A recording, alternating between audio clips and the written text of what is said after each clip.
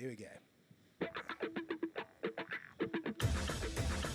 Welcome to a very special episode of the All Read Everything podcast. If you are not just listening with your ears, but perhaps with your eyes, you might see that we're sitting in a pretty cool space. And I'm next to a bloke named Jett Johnson. There you go. Buddy, welcome to the show, and thank you for welcoming us to the family business. No, thanks for having me. I'm real keen for it. First podcast I've ever done. So. Oh, really? You've never done... Never done a podcast before. Never done a podcast? No, been on the driver's seat. I've been on that when Dad was doing the radio show there. Oh, yeah. Did that. There was a little segment there that I did, but I haven't done a full podcast like this before, a full sit-down. Mate, podcast is good because you lock out the rest of the world, you throw your headphones on, and then you just talk. And it's... Would you believe it's very pleasant? It is. No, it's going to be very... I mean, these are the best sort of things to do. They just sit down, have a yarn, It's whatever. In my mind, it's what's missing from the world today because everything is rush. And I even look at my day today, like everything was just rush.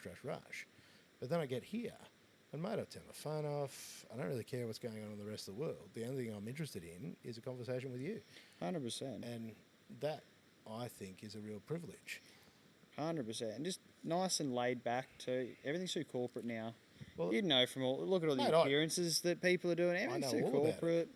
Everything's too corporate. Well, at Pace, I was told to not smash beers on the live stream. So that's me. I'm bending. I would have to told the him man. to jam that with the sunshine. No. Mr. BT, he's the man. So when he tells me to behave, I pull my head in just a little bit. Nice. Don't worry, shenanigans will return. I hope it does. For these sorts of things, it's what I like because it's real life. It's not. Yeah. It's not manufactured. Yeah. Exactly. There's no script sitting laying Mate, around anywhere. There's no script. There's no agenda. It's just talking nonsense with cool people. And that's where you learn the most about people too. The best. You don't learn from, a 2-page long script of, this is exactly what we need to talk about, don't stray off it. You don't learn. I couldn't think of anything worse, and I'd forget. I'll be honest with I'm you. the exact same. I would totally forget, because we came in here, and we should have been setting up. We've been here for, actually, nearly 2 hours. Nearly 2 hours ago, we got here. But we started kicking round, and there is a mint XD behind us. And it's not just any XD, it's the True Blue replica. Yep, Mark III. Mark III? And you actually helped to spin spanners on it. Yeah, my whole life has been around go-karts, around spanner on Hyundai XLs. When I eventually left school, because I don't have the university brain, that's not me. That was never going to happen. I left school and ended up Dad at a race shop, Coomera. Started my apprenticeship there and was swinging spanners on that XD as my apprenticeship, which I think is... Pretty good car to start on. Not bad. Not Definitely bad. not bad. Just for people who might not be watching and would be listening, do you want to explain this car, like what it actually is and what underpins it? Yeah, so it's a... we wanted to build it as a tribute to... obviously True Blue and True Blue Mark II, but all built for the TCM category in Australia. It's a 700 horsepower XD built by Pace Innovations that do a lot of the supercar chassis now. But it's a very, like what I said earlier when we were talking about, it's as much supercar gear as you can crammed into an XD Falcon with 700 horsepower, live axle on the rear, and a 4-speed Andrews dog box in it. Ugh. And it is the Mona Lisa of Australian muscle cars. Mate, it is mint. Like, I bloody love an XD. And Granddad came in and he said, that one's actually for sale if you've got the right chunk of change. Yep. If anyone that's listening has 400 odd grand that they want to spend on a old XD Falcon, absolutely, you can head home with. You can be a mad dog in this thing.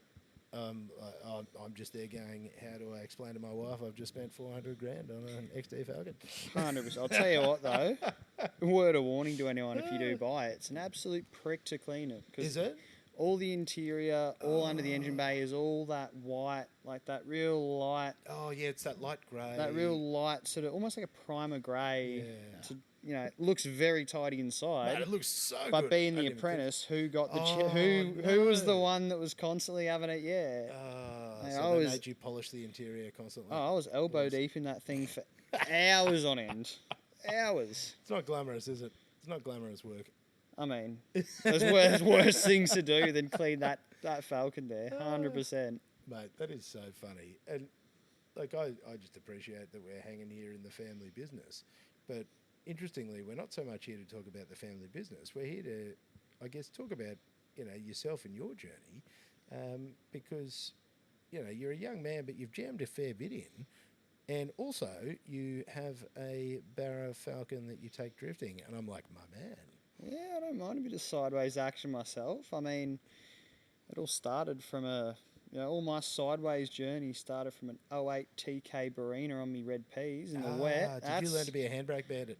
Oh, mate. I must say, I'm a handbrake bandit too. I know how to... Mate, that Barina constantly had 60 pound in the rears, ready for some sideways action. But it really does teach you how to... It does. Oh, mate. There used to be a gravel road over here over at Yatla. Yeah. Over the other side that used to connect through, and mate, I used to hit that bad boy every other day. Mate, I'll tell you what, old Jacob's Well out the back here. Oh, yes. That's not too bad in the wet. Very pleasant. But allegedly. Started all the drift journey though when I was in Super 3 actually, right before I did my first Super 3 round. I still remember the day I bought the car. So I was at TAFE, it was on a Wednesday, and sitting there halfway through a test, and it was the auto electrical segment of TAFE. So I don't play with electric spaghetti ever. I hate it. No. I'm flat out wiring up a bloody switch. Fair enough. So I was midway through that, and I'm sitting with my phone scrolling through Marketplace at the same time, and saw the old Falcon pop up for $1,500. I'm like, right, I see if we can lowball him a bit. Not bad. Offered in 800. He's like, if you come with $1,000 right now, he's like, I got another dude that's coming to pick it up the Savo. If you can get here before him, get it loaded onto your trailer and out of here before he rocks up, you can have it for $1,000. So midway through the test, I'm like, yep. See you later. Ended up with a was it 07, I think it is, BF Falcon. What a bargain. Was it rooted or did it still run? I think it was tidy. Oh, really? It was very tidy. $1,500. For $1,000. $1,000 cash. Mate, it was tidy. And then I proceeded to untidy it. Obliterate. Oh, that thing is... Drifting is not kind to cars. No. And especially me being, drifting. I can just do dodgy stuff and make it work. No, not so much. No, I figured that out the hard way. I've only just finished unrooting the car, so it's still a shite box at the moment, but slowly. It's mine. I like it. Good fun. Mate, that's important. Now, you got to tell me, you born Brizzy, Gold Coast, this part of the world? I'm Gold Coast boy, whole life. Because Mum and Dad, where are they based? Are they? So Dad was born... Where's Dad born? He was Gold Coast as well. Yeah. Dad was Daisy Hill. Lived there for a lot of his childhood. And Mum's Sydney. So Mum's like, where is she? I think she's West Sydney too. Really? Yeah. So, Mum's West Sydney, and then ended up moving up this way. I don't even know when. Yeah. I wouldn't have a clue. Met the old boy and. Yeah, exactly, and then came up to Queensland. She was up here. I think she was up here already when they met Dad. There's a whole backstory that I've heard a tiny bit of, but because obviously, you can imagine what Dad was like back in his day. Shenanigans. Yeah, I've heard some stories, and I'll tell you what, I'm with the territory of being a legend. How the mighty have fallen. Yeah. Oh, turn it up! Hey, don't say that about your old boy. No, look, it's yeah. No, I get it. Definitely some good stories there that I need to sit down with Dad and. Absolutely. Because I got get a few of those out. Oh, I reckon there'd be some rivers. Well, I've heard a few from his best mate, Muzz. I've heard a That's couple where you of the get the good stories ones. there. It's Yeah, it's from the mates, from the blokes that have known him forever, and they'll be like, yeah, I'll tell yeah. you Well, later, mate. because I'm good mates with Dad's best mate's son as well. He's one of my I've obviously grown up Yeah, you're great. with him, and yeah, some of the stories that Dano's told me, some of the ones that have come from Muzz, I'm like, Throw the old boy straight under the bus, huh? 100%. And he'll be like, stitch up. Thanks, mate. Yeah, exactly. Well, I'm doing the same at the moment with all the boys. We're getting to a bit of shenanigans. Mate, shenanigans are one of the best parts of life, 100%. especially with the boys. Mate, I was at Morton Island the other week with the fellas, and, mate, that is my wife, and they're like, you're just a bunch of children. And I'm like, yes. Exactly. We pretty much stopped maturing at about 15, and, yeah, 100%. that's it. We still like all the same dumb stuff. Oh, it's in my mind, we're all still kids. Yeah. We just end up with adult money, That is so absolutely we can go correct. and do very very dumb stuff. That is 100% correct, and I fully support and endorse this. 100%. So grew up here, and look, I reckon your childhood, it would seem normal to you, but it would probably be a bit weird to the average punter. Yeah. Like growing up around the race team, and because was Dad racing when you were Yeah. young bloke? Yep. Yeah. So he was in supercars at the time when I sort of started. Like my whole childhood, sort of normal to me, but Yeah. all go karts. That's sort of where everything obviously started for me when I was, what was I? 6. So what was that? 5. What am I? 21 now. I don't know. Yeah, right. What's the math on that? Yeah. Oh, mate, I can't count. Neither can I. So, but yeah, about yeah. Yeah, so like when I was obviously 5, 6 is when I started. Actually, first laps of a cut in a go kart was at Mick Doohan's place. Really? They got a go kart track there in where his place was in Coomera. I think What a he boss. recently sold. Is that the one where he's got the shed for the helicopter and stuff? Yeah, that's it. Right on just off the Coomera River. Yeah. So Like, what a legend. oh, it was so cool. But yeah, first ever go kart laps in. He's done Mick full Doohan's adult plate? money things. Oh, where it's yeah. just been like, because I can. Like, Yeah, because why not? I mean, absolutely. we'd all do the exact Oh, mate, I same would do thing. the exact same thing. I'm like, what a 100%. legend. Oh, that's so good. So you got to turn some stuff there. Yeah, it was. Does he got a little cheeky track or had a little cheeky He's track? got a proper Proper. go kart track there. It's a decent sized track too. The man. So yeah, did my first ever laps there, and for Dad's bank account, it was all downhill from there. Yeah, it's not good, hey. No. The karting stuff, because I've got friends that have done it, and like that is proper money. That is. Yeah, like back when I was doing it, it wasn't as bad as what it is now. Like now, there's dads throwing money into it, thinking that their kids this can is end the way up to in F1. Formula One Absolutely. in a couple of years' time through go karts at Oh, bloody Ipswich yeah. of all tracks. It's hard yards, isn't it? It is, and like, because I've got a go kart still, a DD2 that's in pieces at the moment in my shed. The chassis looks good. It's And they're a been good way to powder coated. learn. Oh, they are, but they're good. Like the thing that with getting a go kart for me, the whole principle is just keeping behind a wheel in something that my brain couldn't really keep up with. It was that quick. Yes. That's the thing about karts is that people don't understand, especially when you get to that. DD2 is a 2-speed shifter. Yeah. Rotax 130 or 125 or Which whatever is they mental. are. They are just, mate, the amount of grip that they've got, how quickly they move is just, even from racing Super 3, my brain still just couldn't handle it Really? at first. Like everything was happening so quick. I was just hanging on for And that's dear for a man life. with a fast brain going and Yeah, and I'm like, can't process that. wow. I just really, I need to be 2 steps ahead of where I think I need to be. And see, that's insane. Because look, I've never driven proper fast karts. I've done, the backyard stuff. And Yeah, like they're brutal. Yeah. They're so brutal. And because you've got, no suspension and you're sort of locked in, so Yeah. you're feeling everything through Yeah. it. 100%. And like, I'll tell you what, the ribs copping bad. And that was like, Yeah. so I still remember, was it 2021? We were doing the Northern Series for TA2. So it was just a Queensland Raceway series that they did. And we were leading the championship.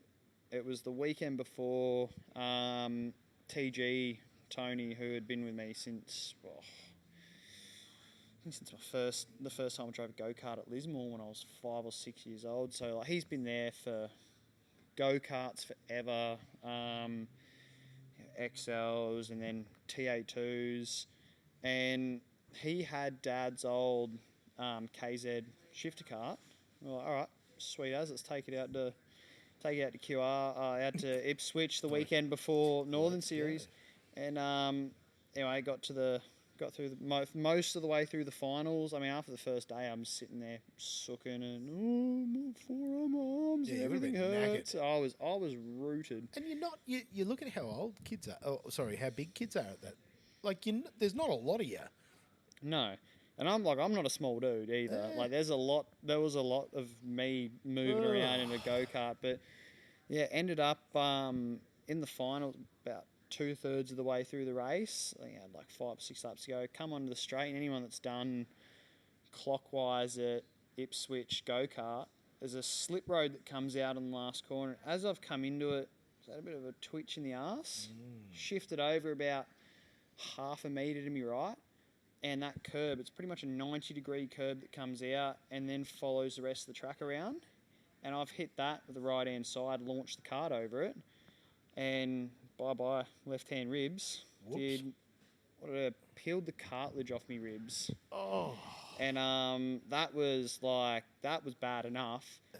And then the next lap after that, came through the chicane and had another wobble and belted another curb on the same side.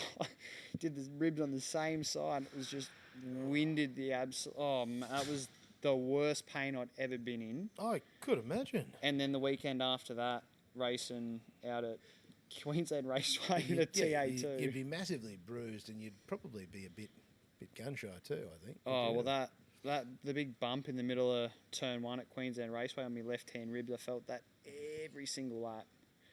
That was a very sore weekend. That was probably not the smartest decision, getting in a shifter cart the weekend before. But it's all right. None of us are known for smart ideas. No, I'm definitely not. Just send it. Oh, exactly. I mean, why not? It makes for good stories at the end of the day. So makes for great stories. 100%. It's just add a bit of excitement to it. Bit of a price to pay. Oh, that is savage. So there was obviously, and I guess given it's a family that, obviously loves racing cars, there's a fairly natural progression of going, righto, little man, here's what we do. It's a case you into of... it? Like, I was always into it. Right into it? I was right into it from day dot. Hell yeah. First year of a go-kart, and I'm like... So I still remember...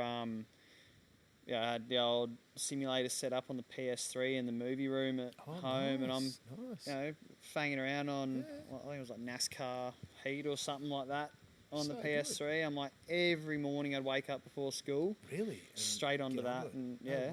See, that's awesome. It's so like you fully, like, not just into it, but like...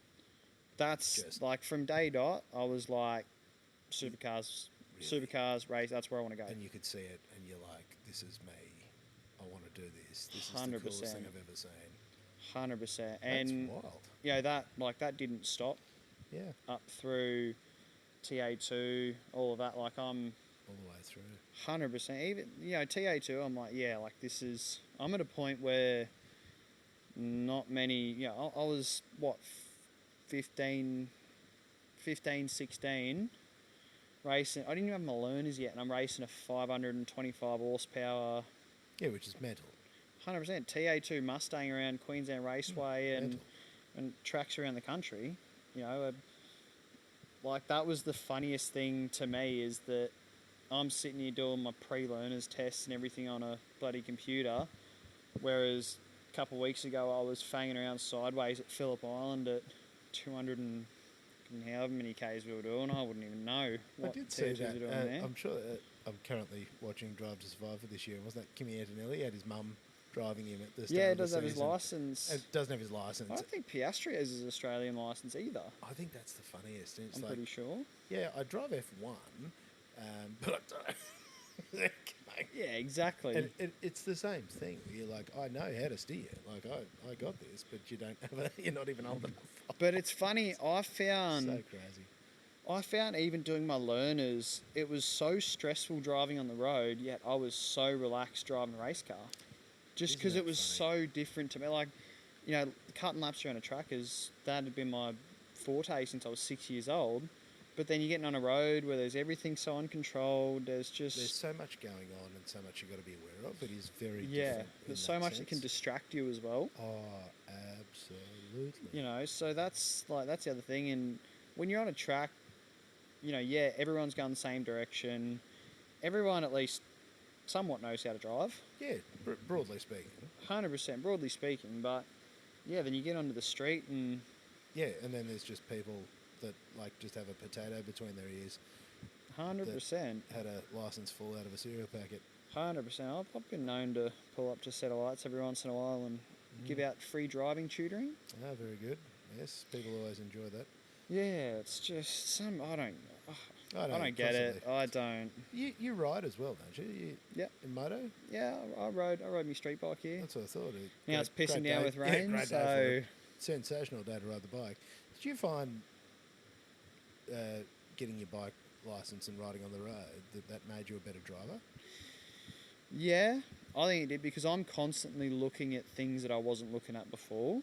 That's the one thing that when you're when you're in a car, you're coming through a corner and you're just kind of blankly staring at the other side of the road. But then when you're on a bike, you're constantly switching between watching the bushes around you, see if there's anything moving. You're watching the road surface, then you're watching your vanishing point, and then you're back to the road. Like you just Constantly scanning, hyper aware. 100%. And I do that in the car now too. Like I'm watching every single road driveway that's coming up. I'm Watching the front wheels of cars.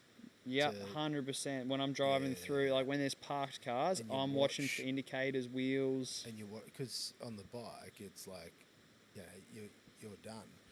And so you become just hyper aware, I found. Yeah, even my positioning down the highway has changed too. Like I'm not sitting next to cars anymore. I'm No, sitting you sort of- behind them, or I'm making sure I'm well up.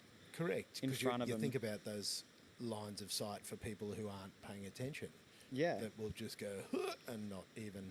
yeah, but you're also trying to give yourself an out if someone does something dumb or Correct. everyone Braking jumps on the room, brakes. Stopping room, Yeah. peeling off. Because you're always thinking about it, because on the bike, you've got to be so defensive or offensive, like to get ahead of the... Yeah, and you're watching further up the road too to dictate what traffic's doing. Just bits like that you don't actually... You don't think about until you get on a bike, and the first time I rode a bike, because like I've had my RE opens for I got them in February, so not long. No, not long. Month Did you and a bit. Did you get 1,000cc straight away like everybody does? It was 650. Yeah, sensible. Sensible. Well, that's the largest you're allowed to go in your REs. Oh, is it? Yep. So off your learners, largest you're allowed to go is a 650, restricted. 650 restricted. Yes. And it's obviously with all the lambs, everything. Try and they're trying to promote stop people safer riding and Like a 1,000cc bike, and especially some of the new stuff. Like they're mental.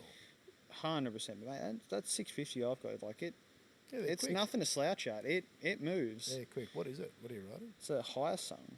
Awesome. So I wanted to look at a CBR 650 for my first bike, but my whole mindset was if I get a nice bike for my first bike, first of all, didn't really want to spend the money on a expensive bike ride. I didn't want to spend 12, 14 grand on a Sensible. CBR straight up. Chances are I'm going to grab a fistful of front brake in a car park when I shouldn't, and things are going to end up going tits Yes. over at 2k an hour. And just for yes. That was my Highly exact likely. mindset, and I've nearly got like riding. I haven't had any scares riding, which you shouldn't have any scares riding. But the times I've nearly gone over have been pulling up somewhere. I go to put my foot down and I stick my foot down some wet grass Yeah, instead of the miss the road, ground or something. I nearly I nearly dropped the thing in my driveway the other day, and like just Oh bits. yeah, if you Yeah. the rock, the driveways with the pebbles in them, that sort of stuff. Yeah, Oh man, which is they can be so slippery. 100%. I've got potholes and everything up our Yeah, asphalt absolutely. driveway. They're the and ones that'll get you, and you're like, 100%. But yeah, so I bought Very a sensible. Hyosung 650. I bought the thing for Marketplace. Marketplace. Sounds like you're a out of Marketplace Toowoomba. bandit. Oh, I'm a Marketplace bandit. Oh, love it. Yes. I built half my drift car off Marketplace. I don't know anybody who hasn't. Exactly, exactly. But yeah, I think it was like 1,500 or 1,800 bucks off Marketplace. It was Nice. 1,800. And Picked see it up. that, but honestly, that's really surprisingly sensible to just buy something, not Yeah. too crazy that you can just get Yeah. comfortable with. And they're a nice looking bike too. Mm. They sound beautiful. Big V-twin 650s. They sound beautiful. And then I went and bought a quick shifter for it too because Nice. supercar. Nice. I just love quick shifters. Because are they the ones that you don't have to clutch it? You can just hit Don't it. have to. and it You interact- don't have to clutch or throttle. Yeah. So you Oh, literally so you can can keep the just thing. smash It's it. got a strain gauge on the linkage. Really? So that when you hit the gear linkage, it cuts your ignition. Mm. So because obviously they're a dog box in pretty much all bikes. So you don't need a clutch to shift. You just obviously flip off the throttle to shift up. But yeah, it's got like a strain gauge in the rod that goes from your gear lever to the box. Nice. A strain gauge on that, so you just hold the thing on throttle, slam it up through your gears, Smash does it on the way down as well. So So fun. See, that's love actually it. really fun. I did not need it whatsoever. I did not need a quick shifter on that whatsoever, but I bought it because it's fun. Mate, it is fun. I didn't know they were a V-twin. Yep, I love V-twins. they sound so They're good. so good. V-twin sports bikes. Revs to 10.5 as well. Mad. Yeah. Really? 10.5? See, Yep. these are the things I like about bikes is, you get the high revving and just Yeah. screaming and 100%. the SP, the Honda SP, those and the VTRs. Yeah. They're And the really fire blades sound beautiful, and They're then a all really your fun MT, like your MT-09s are just such a beautiful With the- MT-09s and the fun with R9s. the triples. Yeah, Yeah, they're quite violent. yeah, the R9s with the rev range as well. Just See, I had a 98 Honda Blackbird, yeah, so old carbureted. Yeah, Yeah. and mate, they're proper, like, 1100cc, and they're 160 horsepower back in the day. yeah, right. And that was the first bike I rode that like felt like you're pushing fast forward. Yeah. Because they actually mounted the engine solid into the frame, which hadn't really been done before in the 90s. They actually Yeah, so there was they no. braced it, so there was no vibration through the engine. They actually had counterbalance camshafts in them. Yeah, right. If I remember correctly, I could be wrong there, but counterbalance something, but basically zero vibration. And so this thing was just pure violence, and you just keep rolling. Yeah, you just like 9,000 RPM, and that thing four-cylinder launch, like. Yeah, even that for a 650 V twin, like the power of that when I first rode it, like I wasn't ready for the feeling of how naked you feel riding a bike compared to a car. You're going It's- down the road and you're like, oh, I'm like, You feel very exposed. you feel so you get like obviously you get used to it, but yeah, you feel so exposed. But then you're also, I wasn't ready for just how much power they've got. Like, Especially yours with a V-twin. 'Cause yeah, you the got- thing you makes got like torque. yeah, it got makes torque. power from down like you're cruising at 3.5, 4 grand. And you roll on it, and it's got torque from Yeah, the you give it the second you hit berries the and you're throttle. like, It "Ah." pulls all the way up to 10.5. Oh yeah, It's V-twin's a boss. I've never ridden one of those. It's actually sounds like a bit of fun. they're very good fun. I mean, she's a bit unhappy down low at the state is letting go. So It's fair enough. tell you what, traffic's Not great. nightmare. But no, it's good. Like all the riding I did was all Beachmont, Tambourine, Moolumbar, all those big And how loops. good are those? Like they're just magic. Just for clearing your head, it's so nice. Like, just get out and just enjoy the weather, enjoy the And feeling roads. the temperature difference. I actually really like. You Yeah. feel like cooler, hotter as you're going through the mountains, and Yep. the smells as well. Like you go through different parts, you can sort of smell the rainforest and Yep. it's actually really quite beautiful. It's so good. So good. And just yeah, even when you get up for a nice early ride too, you've got that morning chill. It's the best feel. I'm not keen for winter though. See, I'm a winter rider. I prefer Really? riding in See, winter. I haven't ridden in winter yet, so Yeah. But- yes, it's colder, but you don't get overheated because, like, in all your Yeah. gear, in all your safety gear, it can get pretty toasty yeah, middle of summer, especially at traffic lights. Like, 100%. But see, where I live, because I live out on the way out to Canungra, so it's cool out there, right in the middle of. You've got all the sort of mountain or all the hill range from around Nerang State Forest, but then the other side you've got the edge of the scenic rim as well. So like Tamborine Mountain, all that. It's so beautiful through there. In between those, it's so beautiful, but it gets cold. It does get a bit fresh. It gets so fresh out of our you place. get the heated grips. Oh, yeah, it's too fancy for me. Mate, old man styles. Yeah, heated grips. You can get like heaters in your jacket. Have you seen like the? Well, I was funny enough looking at the like the Milwaukee They're the heated ones. jackets. Yeah, mate. That Get would be yourself a bit of that. Put some thermals on under. Yeah. Yeah. Get a nice big puffy jacket. Mate, amazing. You don't even feel it. You're just fresh. But, Exactly. oh no, look, the bikes are good. Like they're just Good fun. Just good to clear your mind. and enjoy it. Especially with the price of diesel at the moment too. A lot cheaper to get around. Not Try great. and enjoy. I've been thinking about getting a bike out. Because just for the Yeah. I for mean, the cheapness. in this weather when it's pissing down Look, rain, it's not great. I'm definitely regretting my choice now. No, honestly, it's not ideal when it's pouring rain, but part of the fun. Now, you got to tell me, so with your carts and stuff, I want to jump back to that. And yeah, going through, I'm just interested, your experience of going through primary school and doing all these sorts of things and, having, look, the easiest way to say it, reasonably well-known family. And, like, what's that like as a young bloke? I was very naive to it. That's probably good then. Which I actually really appreciate the fact that I went through primary school, everything as just a normal, Just regular kid? a regular kid that got pulled out of school every once in a while to go drive go-karts. Yeah, go and do a weekend of racing. Yeah, so I was very naive in that regard. Even to the whole third generation, even to that side of it, Mum and Dad did a very good job at not sort of relaying that pressure onto me, or I didn't really understand the gravity of where I was at. So, yeah, I was very shielded from it. I got to have a real normal Just a normal childhood as such, yeah. I was a bit of a shit in school though anyways. Happens. But when you got an ADHD undiagnosed running around I was constantly pulled out of class, going to all the special testing and all that. Was it more hyper, like more, or do you sort of go a bit more more attention? I was very attention, like attention deficit. Yeah. That side of it, where I was just couldn't get any work done because I'm checked out? 100%. So you'd sort of go internal and just wouldn't pay attention if you weren't interested, sort of stuff. Yeah, and that was the hardest thing, is trying to, the second I'm not interested in something, Oh, I'm just like, off. no. There's nothing.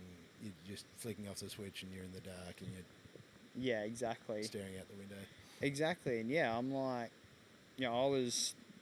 I struggled to get any schoolwork done. That's another reason I didn't want to go to university or do any of that. That's like your worst nightmare. 100%. It's like, what am I going to do? Sit down and study for another 3? No, all the no.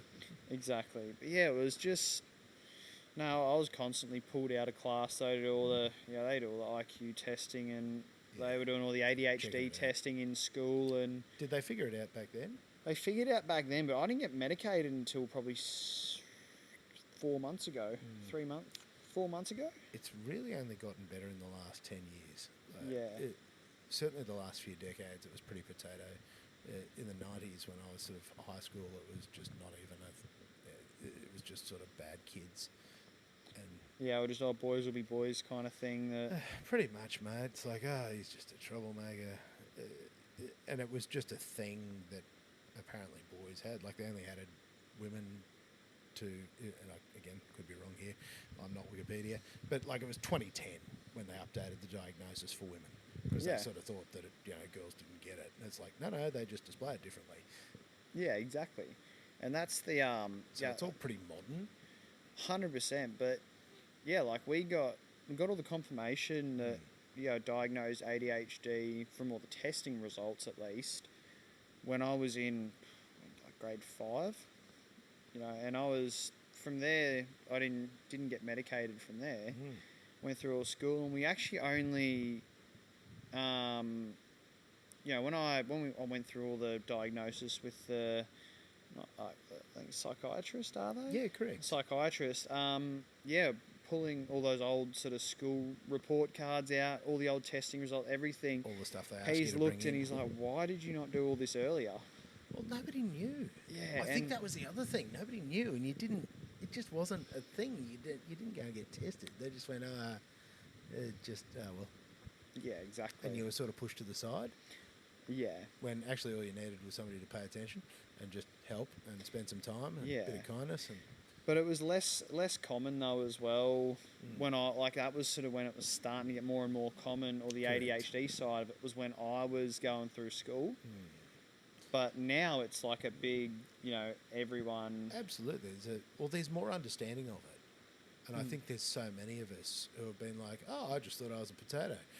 Yeah. Because I'm just a like super high functioning weapon, but also like absolute potato, and it's Yeah. really weird being so capable yet so incompetent, and those two sides of you just go, what is going on? Yeah, it's hard. Like Because you're like weapon here, and then like huge chunk of your life potato.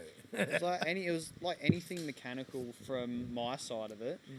I even playing around with the drift car and built a motor for that out of my shed before Matsuri because I blew the thing up in my driveway.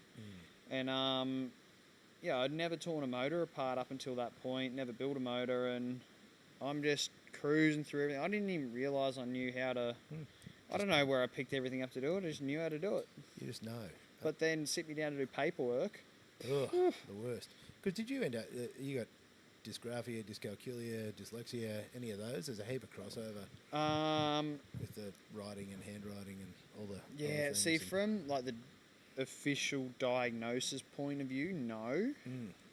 The dyslexia side of it, I definitely reckon I have. There's plenty of times that mate, the amount that I misread documents and bits like that I'm like, Yep. just Feels. 100%. But see, that side of it's, I've got to be careful too because I have my own business that I run. Oh yeah. So that side of it for me, I'm like, why I've got to you be careful with everything you I need good read. people. And, yeah. But you also put more effort into it when it's something you're passionate about. Yeah, 100%. Because, you also find spicy brain entrepreneurship is hand in hand, and you look around at all the people that run businesses, and you're like, Yeah, but see, I have to be doing something. I have to be working my hands. I have to be doing something. The whole running a business for me, I actually hate it. oh yeah, it's the worst. It's the worst, but actually getting out and doing the work and working for myself in that regard, that's the I best. love. And being able to, if I need a day or want a day off to go drifting or go whatever, a test just day I do. want to do, I can just do it. Mate, it's a Thursday, and I can do a podcast because I'm the boss, and I block out Thursdays and go, I'll go podcasting. Exactly. And Exactly. That is the upside of it.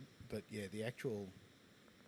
there's so much administration in running a business, and that part of it just really sucks. Yeah, well, because the way that we were doing it originally was Mum and I were doing all the admin side of it, and it was just too much there to do. We ended up getting a family friend of ours, a bookkeeper, to Just to help. sort of do all that admin side of it for me, so that all I've got to focus on is just the work side of it. Correct. And Do tell you the- what, do the that's job.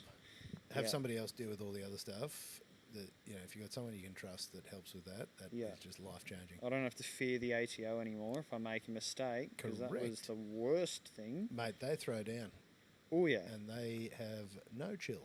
No, so that's the side that I really didn't No. really didn't enjoy. No, you don't see that coming, and then they're like, "G'day, mate," and like, yeah, Yeah, let me just teach you a lesson. 100%. So, especially as Yeah. you know, you're 20, 21, trying to absolutely. run your own business. Well, From you that don't get side, it's taught just any of this. no. That's the School, whole thing. That's the one thing I you are hate not- about school. They don't teach you anything practical You're not in that set regard. up for anything. And look, yeah, you've got to imagine that it's on purpose. You know, we obviously don't create very smart adults. No. As a baseline, and you've just got to get on with educating yourself. Exactly. If you want to do these things, you've got to sit down and figure it out. Yeah, or put yourself around the right people that have Absolutely done it before. 100%. Can at least point you in the right direction. Exactly. That all makes a lot of sense because that's fascinating. Do you remember what grade you were in when they started sort of doing some of the diagnosis stuff? Do you like pretty early primary school stuff? Or? Oh yeah, it was like fourth grade. Yeah, I was right. in when they started with all of it, and like from 7 or 8, I think it was 8th grade, was when I actually went to because I went through heaps of different schools. Right. Okay. I went through a few. Was that because you're an absolute nightmare or moving around? Oh, it was a bit of a nightmare, yeah. Nightmare? I guess you could say that. Oh, mate, I can see I it. was a handful. You have an air of shenanigans. I certainly do.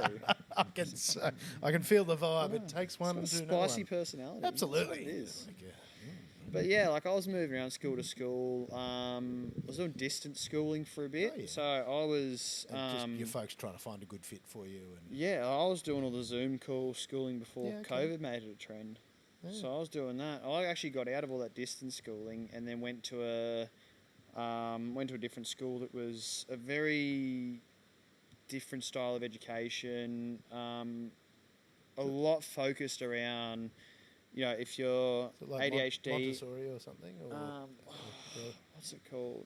there's a few different ones. I forgot the these days. style of school that they're called, but they're very focused on students that are ADHD or on the spectrum or any of those sort of... Yeah, so it's more understanding to different learning styles. Exactly. Rather than sit down, shut up, memorise, Exactly. And like they're... and regurgitate. Yeah, exactly. They weren't a, righto, here, open your book, read this, and then we'll do a quiz later. And that's what worked for me really well. Like I had a bloody Experiential simulator I had a Logitech simulator wheel in class and hook up to my laptop to jump on iRacing. Hell yeah. Through that. I was Talk about reasonable adjustments. That's 100%. like, yeah, boy. Yeah, Some more of that. I was getting time off school as well, That's great. multiple days a week to go wakeboarding because I was actually competing in wakeboard Really? competitions for a bit too. Didn't see that coming. Still love a bit of wakeboarding. Actually It's a good thing. went on my birthday not long ago. Actually went to the wakeboard park for the day and Yeah, you wouldn't be too far from that. no, I'm Location would be handy. 5 minutes away. Oh, so good. So- Those wakeboard parks are unreal. They are so much fun. Like, so good. And if you want to learn how to do Yeah, tricks and stuff. and they're good, like good fitness too. That's the other thing. Is that, Incredible fitness. you know, you're like the grip strength, forearm strength, core strength. Like you need to be strong to ride all day. Confidence and also mental, like to be able to just hit it. Yeah. Because solid consequences. Oh, I had a couple decent stacks. Just trying. Like I hadn't wakeboarded for probably 3 years, and had dusted the board off and went for a ride. And Yeah, send it. I got back on the water. I got back up to scratch. Like within 2 laps on the cable, I was starting to hit stuff that I was working up to last time, and I kind of forgot what point I got to. So I got a bit overconfident with hitting stuff. Yes. And I had a good bell ringer at the end of the day. I'm like, oh, okay, I need to Just- calm it down a Yeah, bit. just keep it cool, not too much. But Yeah. it's just good. Like it's good fun. Yeah.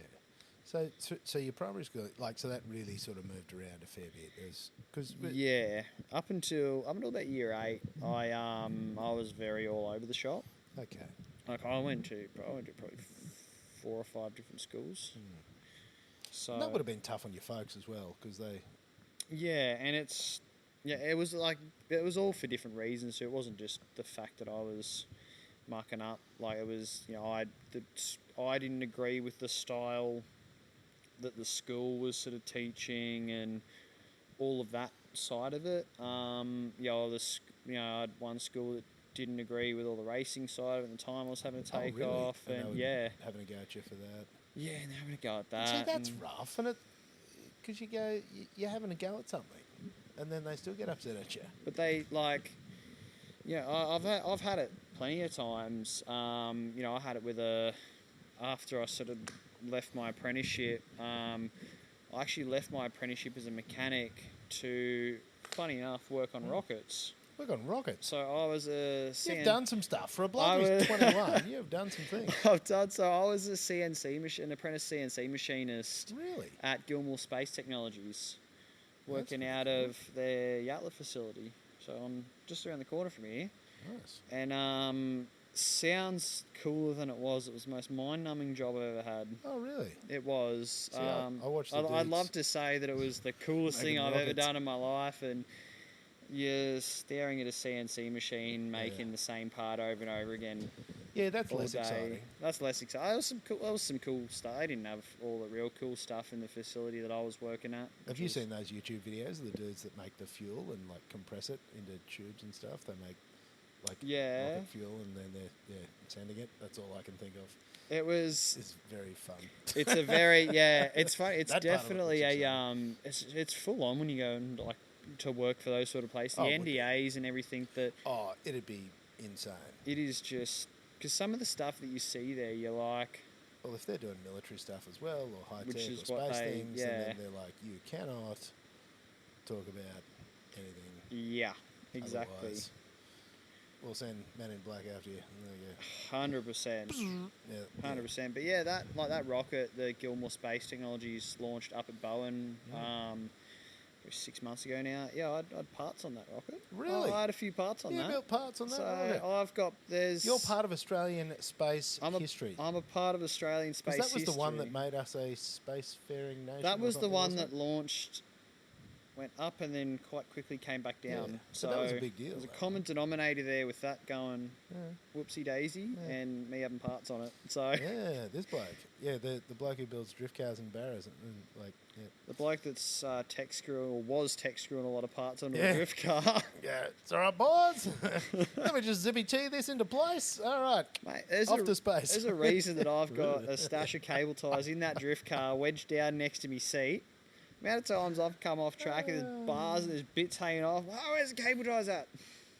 I actually drilled holes in my road Falcon, like it's a road car, but because I've ripped the front bar off so many times because it's so low, and I forget and I park it, and it goes, psh, and I've actually just zip tied it. It's now got holes drilled in, so I can just go, zzz, zzz, Yeah. right, close enough. Exactly, it's I've perfect. given up. I was remaking mounts and making new metal ones and making it all nice. You tried it, it doesn't work. And then it'd go kaboom The again. cable tie sits there staring at you. You're like, no, I'm not going to do it. I'm not going to do it. Oh, fuck's sake. Grab But the cable tie. lets go, and it means you don't break it worse, is the other good thing when you do catch it. 100%, because you haven't Swiss cheesed your bar or your guards trying to then bolt other Correct. mounts to it. And yeah, it's Try and do it nice and then rip the bar in half. mate, I've cable tied a lot of parts on my. There's definitely some dodgy stuff I regret doing on that car, and there's some dodgy stuff I look at, and like And you go, that was ingenuity right and you there. go, that is Renaissance art. 100%. Like if I was stuck in the bush, that would have saved me. Yeah. But yeah, I also was. Good skills to have. Oh, I definitely picked some. I picked some good angle grinder skills up on that car. I'll tell you what. Weight reduction on any car. If you need a lot of weight pulled out of any car, I'll throw it out there. I'm a bit of a boss dog with the grinder. I too enjoy such things. It's Ooh, very yeah. satisfying, actually. it is very satisfying. But then Trying you to get look. your lines nice. I look and- back at I look back at the car and I've got the rear chassis rails sitting on the ground next to the car, and I'm like, oh, what have I done? I probably shouldn't have cut those out. They're structural. Too much, take it back. Yeah. And then I look at all the other welds too from my MIG welder, and I'm like, maybe I shouldn't weld parts back into the car. I'm not very good at welding parts in, but I'm very good at cutting parts out. Yeah, look, as long as it sticks together. Oh, I mean, they stick. That's that's what they invented. What is it? The sanding pads that you put on your grinder. Oh, the flappy discs. The flappy discs. That makes anybody a top tier welder. What I say, grinder and paint makes you the welder you ain't. I've gone through a lot of rattle cans and a lot of floppy discs. Mate, especially on drift cars. Well, that's the Oh, thing. yeah. You just like.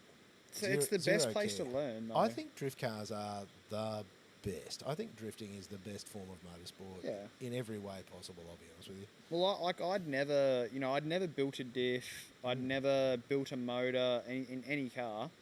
And when I mean build a diff, I mean build it from nothing until I got that car. And, first thing I did was bought a mini spool off a Dick Smith for $80. Got a mini spool for it. Sweet as. And, like... It's not where I'd think you'd buy... that's the... Yeah. I mean, they sell it, and it's still working pretty well now. The old Dick spool. Yeah, it was... No, it's just, the amount of stuff you learn on drift cars. Well, you just get in and have a go, don't you? Because the risk is so low. It's like, oh, no, I ruined it. It's worth $100. Like, it just does. Yeah. Well, something goes wrong on track and you end up backwards out in the weeds, pissing yourself laughing. Yeah. Whereas if you put this nugget here backwards into the weeds, you would be head in hands, tears. Oh. Whereas, like, drift car, you're like, meh. I'll tell you what, I've come unstuck. I've come unstuck in supercar a couple times. I've come unstuck at bloody turn 1 of SMP and a TA2 at full Vickies. Lost power steering right before I turned in, and gross. She was straight ahead at a rate of knots. That is not turn 1 to no. Yeah, well, that was a bad weekend. I got kicked up the arse by Dad pretty hard that weekend. So I tore up some dollars in parts just from not being a very smart driver. But brutal place to learn the lessons. Brutal place to learn those sort of lessons, because it was That's why you're much better off to build drift Falcons. Well, I've sprayed that thing off backwards at plenty of different corners at a few different tracks, and I'll tell you what, when you got your best mate in the passenger seat and you spray it off the track, you're both looking at each other, dying laughing. It's so much fun. Whoops! You just don't you don't care. You could not care less, and that's the best thing, If I ruin that car, if I fire the thing, I've bounced the thing off the outside wall of QR at turn 2, bounce it off the wall there, and I couldn't care less. No, like, it's a bad day at the office, but it's not. Yeah, it's not.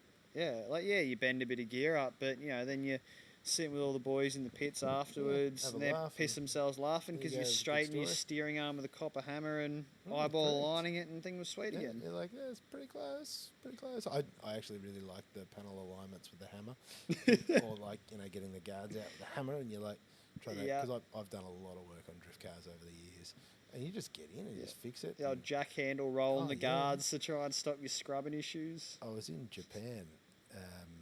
With the boys, Drift Japan, with those boys, Becky and those fellas, and they'd obliterated a rear bar, and I'm like, I can fix this, and like it was in 12 pieces, but it was a nice bar, and I just got to work, mate, grabbed drills, zippy tees, got it back together like an artist, and then they blew it apart again. I went, well, you're on your own now. Yeah, exactly. Just that skill of being able to put those things back together, and because it's its own art form in drifting, I think. Yeah, working on the fly to keep your car on track. It out. Mate, I was with Cam at QR, and right after I just thrown the big boy China turbo on, because the thing's just got a big... Mate, you got a Kinagawa? No. I'm talking like a China turbo. I'm proper Wuhan war whistle. I'm pretty sure it's a max speeding rods. Even better. I got it for free. So free right turbo, price. good turbo. But right after the old turbo converted with a big turbo on it, it was like a 76 mil. It takes a month to spool, but when it does, look out. 5,800 RPM. And we're finally hitting boost. It's well up in the $4,000s when it spools. I was going to say it'd be right up at the... And being auto too, I can't clutch kick the thing. No. I got the old BTR 4-speed in it still, so I've got... That's why I got that 009, the CD 009 going into it. I didn't want a T56 swap it. That is I'm not doing just that. Awful. You need nitrous in there to make it.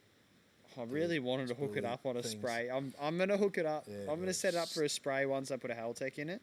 It's all you factory ECU at the moment. Like, it is proper grassroots spec drift car, and it's the most fun because you don't need to care about it. It is the most fun, mate. Shit boxes are the dream because I mean you've raced XLs, and they're not cheap motorsport anymore. Like, mate, I sold my XL for I think the best part of 40 grand. Isn't that astonishing? And that car had some hits. And those bad boys were like 13,990, drive away, no more to pay when retail, and now they're $1 squillion because there's nothing left. Yeah, well, as the days are gone, but even trying to find indicators and headlights for the thing now are just a pain in the arse. Isn't that ridiculous? Like, you can't find them anymore because every XL prick has torn them up, and they've gone around to every bloke in the country that's got an XL sitting there as a paddock basher and offered to buy their headlights and indicators for $1,000 for all of them. Yeah, it was supposed to be a good thing. I am confident that what we're going to do next is like lawnmower drifting. Have you seen those videos? I was chatting to Dylan Cottle about this. Yeah. I'm like, this is, if you've seen those, what are they? I forgot that, like those little sit-on drift carts. They're, like, I know a lot of dudes have made them out of, like, just quad bikes that they've then slapped a seat onto. We need, like, a drift series for those. Like, you got micro sprints. Yeah. Well, you need micro drifts. I'm actually right there with you. I've actually got a custom built mini drift cart, and like, mate, you should see we got this thing dialed, and it Ackerman on it is it's disgusting, and it's like 3 millimeters off the ground because you put the Life N 125s in them, which gives you like more than enough power. But then you're like sequential gearbox, big hydro handbrake on it, and then plastic on the rears. Yeah, exactly. Like, it's the best. Perfect. So cheap. 100%. Yeah, you get a drift series, a bunch of those going. I'm all about it. I'm currently. I think I'm just trying to hype some support for it, because I actually think that is something that we need to be doing just because it's so stupid too. Yeah. Like, it's so dumb. But that's what all people enjoy though, is the dumb. Like, you do like what your High Tech did with their High Tech Drift series. All that's, they're cool series. But then you look at that, mini drifts, a mini drift series, you'd pitch that to any drifter and they go, I just want to do dumb things with my friends. Like, and that is so dumb. Yeah, what's the saying? I just want to do dumb things in my stupid car. Yeah. Yeah, well, I want to do dumb things with my stupid friends. Yeah, I want to do dumb things with my stupid friends. And all my stupid friends, when you get like, we should do this. And they're like, yeah. I want to see full race shops get into it. That'd be cool. See, like, built dumb. You sort of keep a price limit on it. Like, you can't spend more than $5,000 on your whole build. So if you've got we'll do like a $2,000 wheels, 100. like you got to be able to show invoices. Of, like what they do with the 24-hour lemons. But we'll hold mini drift series. Yeah, mini drift series, and then your price limit. See, and by talking to people about it, we can flesh out the idea. But I think that it's got to be like capped to keep it dumb, and it also cap to it keep to marketplace fines only. Marketplace fines, tech screws, zip ties, like that's it. It's got to be true to drifting spirit. Yeah, and then what we can do is we'll hijack the workshop here for a drift course as well. Yeah. Perfect. See, that would be your special stage. Yeah. 100%. You'd have a couple of different things, and you do your special stage, and you're like, oh, actually, that'd be amazing. Yeah, because this links up. You got garage doors at both ends? Oh, there's garage doors at both ends. There's garage doors about halfway down. Oh, there's plenty of doors that you can come in and out of. It's basically Mario Kart. Yeah, I can see myself doing a big reverse entry right into the museum here, a few laps around that quarter panel that's sitting over there, and then straight back out. Look, I'm sure that everybody would be down with that. I don't think that there'd be any problems. We'll definitely pitch that after this. Oh, I know the exact 2 words that Grandad would say to me about that whole idea. Yeah, absolutely not. Probably with more profanity. Yeah. Anyway, that's what I like most about this show. See what I'm not kidding when I tell people it's just pointless nonsense. 100%. I'm literally here to just talk absolute nonsense with people. I was trying to get through, again, like sort of the arc of your journey, mate, because into high school was where we were up to before we decided we're going to really do distracted. the DJR special stage in our mini drift car series. it's getting better, isn't it? Like it's actually starting to sound like a real thing. Like, I'm starting to. there's something there. With your high schooling, were you racing at that stage? Like in, Yep. what's that, grade 7, grade 8, whatever that is? You were racing something then? Yes, I was racing. What was year 8? I'm trying to think now. It feels like bloody 50 years ago. It would. You've done a few I things. know. I've lived a lifetime Well, since it, then. you lived a lifetime for a young man. I know. It was XLs at that point. XLs. Racing old Hundies at that point. What's that like? What is it like racing the XLs? Because They are the most. be slow. You know the scene out of Days of Thunder where they're racing the 2 rental cars? Yes. It's pretty well that. That. Except with about 40 cars. Mm. Yeah, XLs is good fun. I mean, it's one of those series that it's just when people that don't race cars, when you explain the series to them that we're racing a bunch of Hyundai XLs, they laugh at you Of course. until they watch the racing and realise, It's proper. hang on, this is like Yeah. it's a proper cool racing. series though, and you know, I got there's been some like funny moments from racing with. I still remember shafting Roland Dane when he was in the XL, and then a couple laps later, he punted me back and had me off. Mate, after the race, What a moment! after the race, he came up. We were pissing ourselves over it. It was just, it was so much fun. But yeah, the old Morgan Park days, racing the XLs was just, it was good fun. It's a good time. But they're definitely something to drive. Yeah, I've had some big moments, like obviously being front wheel drive, and you got the big sweeper at anyone that knows Morgan Park. You got the big sweeper at the back of Morgan Park. When you're coming through there in XL, you're either keeping the thing buried, or if you lift off as you turn in, that is a swap ends on you very quickly moment. Oh, it would, wouldn't it? Yeah, So yeah, well, I got some good drifting experience from that, coming bet you through 90 degrees to the track in an XL.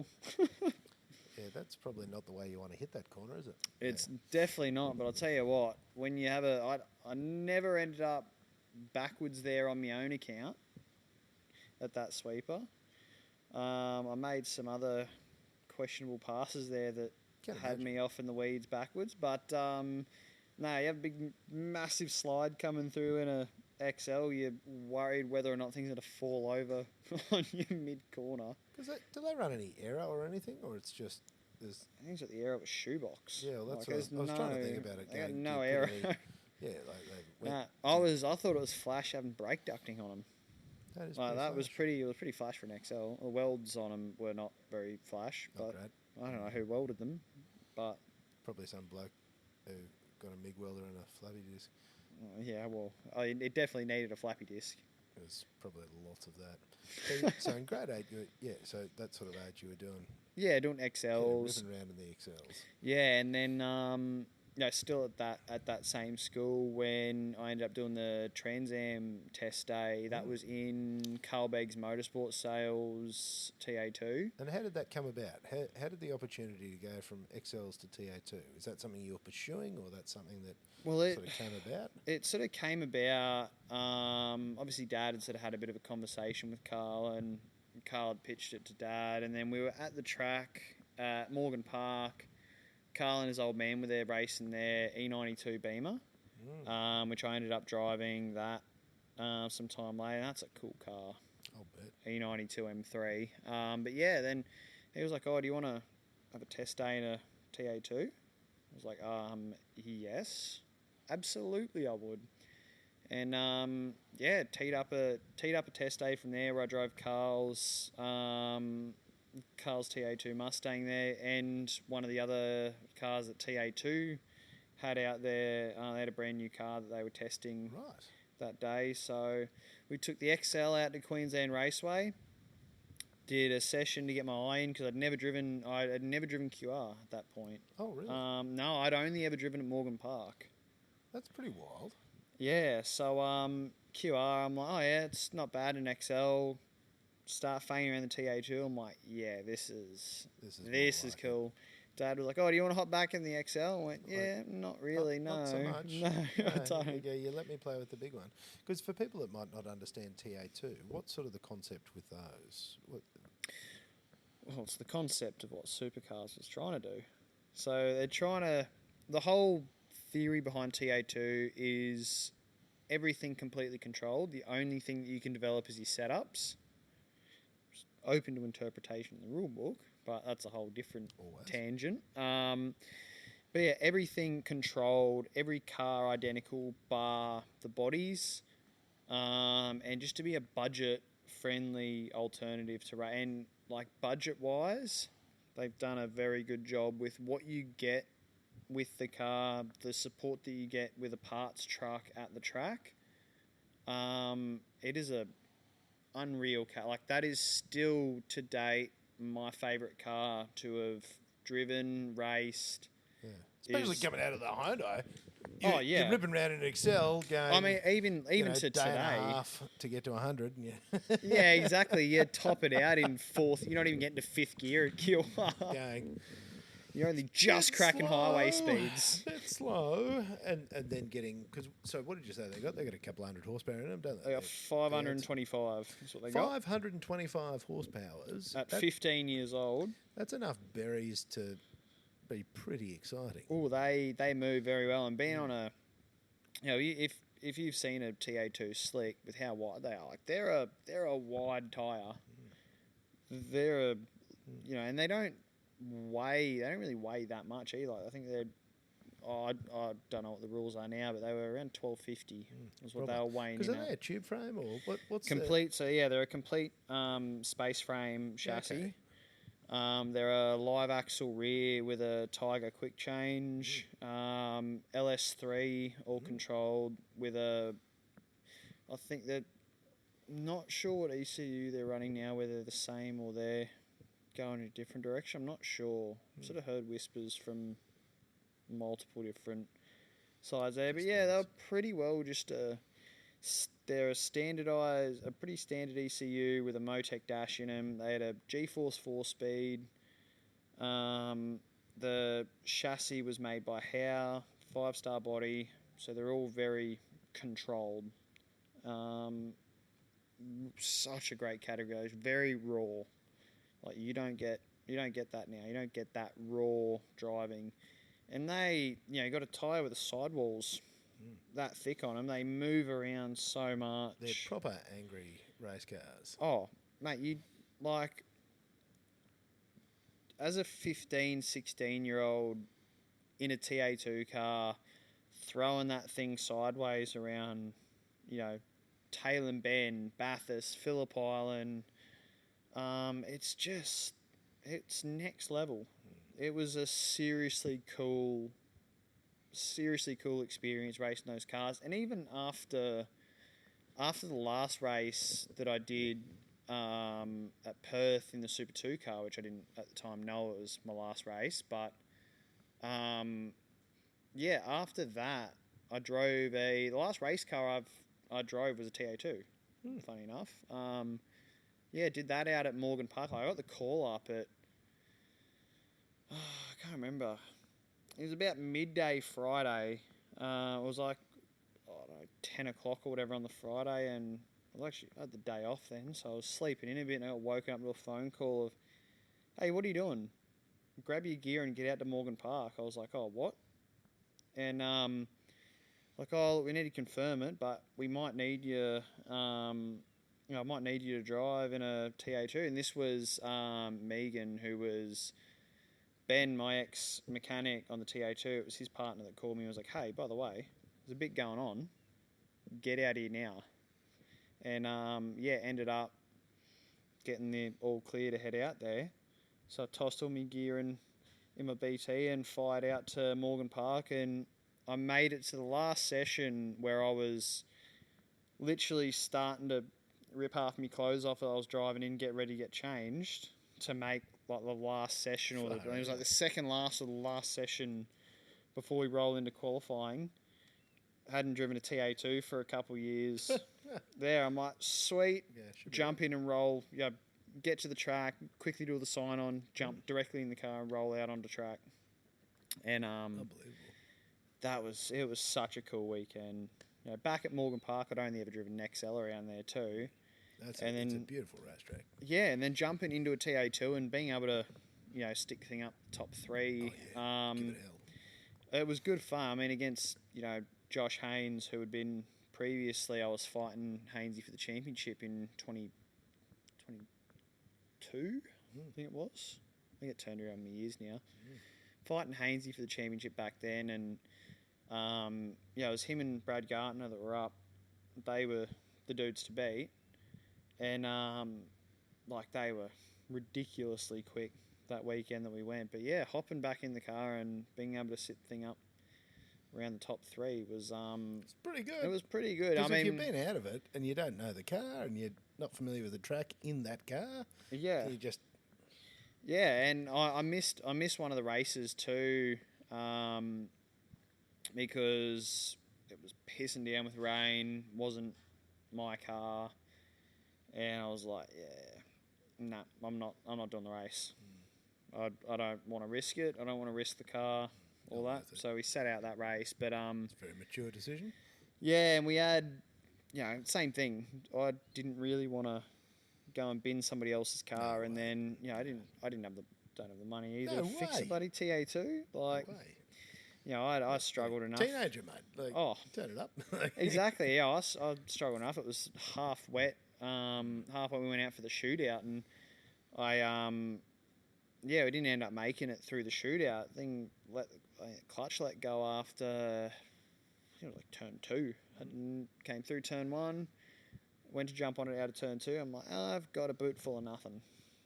So, yeah, that was not ideal. So even less track time there, and had to drive through the field as well. Far out. But it was such a cool weekend, and it was a very relaxed. Like, it wasn't a right. You need to get in. You need to be quick. It was just a whatever. Racing. Have fun, and that was that was a car that was owned by Steve Coulter, who was very close with Ian Turner, Terpsy. That he owned the car that I raced in Super 2. And, that whole deal sort of came about from kind of the relationship between Coulter and Terps, and myself and Terps with everything. It's sort of just all the pieces kind of fell into place, and it was cool. I've got to drive for the weekend. Just worked. I was going to sit around by the pool all weekend, but no, I'll go drive in circles instead. It's a much better weekend. 100%. That was a good. So that's good sort deal. of how that journey started, because you sort of said you're in year 8, got the opportunity to drive. Yeah, so it all TA2, and you sort of said you had a trajectory since you're a little bloke. You were thinking supercars, and trying to maybe build yourself up to that level. Is that sort of So that was still the goal at that from time? my mindset, like from when I first tried, because that whole jump into TH I was talking about, that was after Super 2. Right. That was all. That was the last time I had driven a race car to this day. It was in that weekend there. But the TA2, the whole mindset growing up, and then even hopping into the TA2 was, always supercar focused. It was always, I want to race supercar. And then, that being sort of the Scotty Mack era of supercars too, when I was kind of getting up into that point. And he's a dude that I'd come here and I'd spend time on the simulator when there was sort of a chance of me being able to hop into a supercar. I'd be here on the simulator, even having Scotty Mack here just kind of as a mentor for me too. Absolutely. He is a seriously cool dude, very down to earth. Same as SVG. SVG is the exact same. He is so down to earth. Dad and Shane were very close as well. So, we'd have random nights where Dad would be like, "Oh, cool, we're going to Shane's joint." All right, sweet, nice. Go over there, sit on the sim for a bit, do a bit of whatever. Went mountain biking with Shane as well, which when he broke his collarbone before Sandown. Whoops. There was definitely some eyes looking at me thinking, hey, was there a bit of a push involved there? Brutal. Contractually, I've got to say no. But Oh, no, serious. he's a yeah. It's just having those sort of mentors around, especially when my mindset was always supercar based.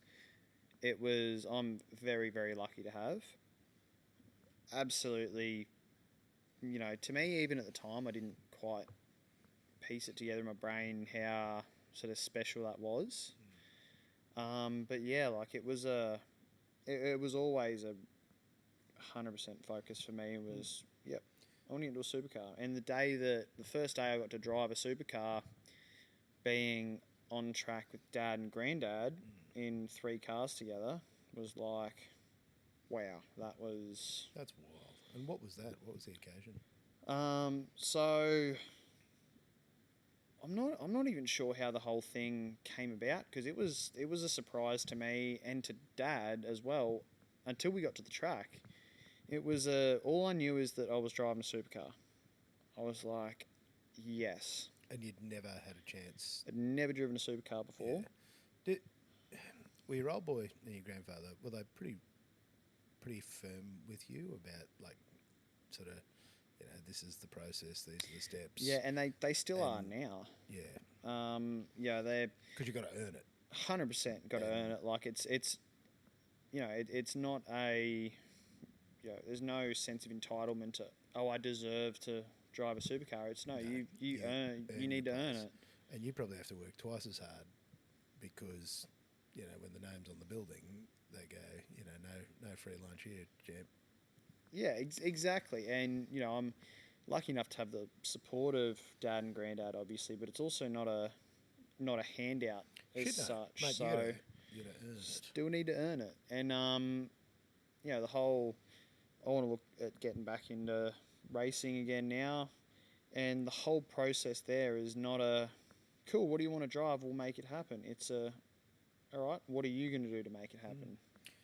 Very much like the practical decisions you make around your drift cars, your motorbike. You've got to weigh up the pros and cons and figure it out, because, as again, the whole family will tell you, like, motorsport doesn't happen by accident. Money doesn't rain from the heavens.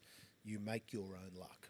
Yeah, exactly. I think that, going back to that day, the first day that I drove a supercar there, that was I think with how I was going in TA2, with the timing, everything kind of worked out to be like, right, well, if you really are serious about taking that next step into wanting to drive Super 3, Super 2, and eventually supercars, cool, we'll make that happen.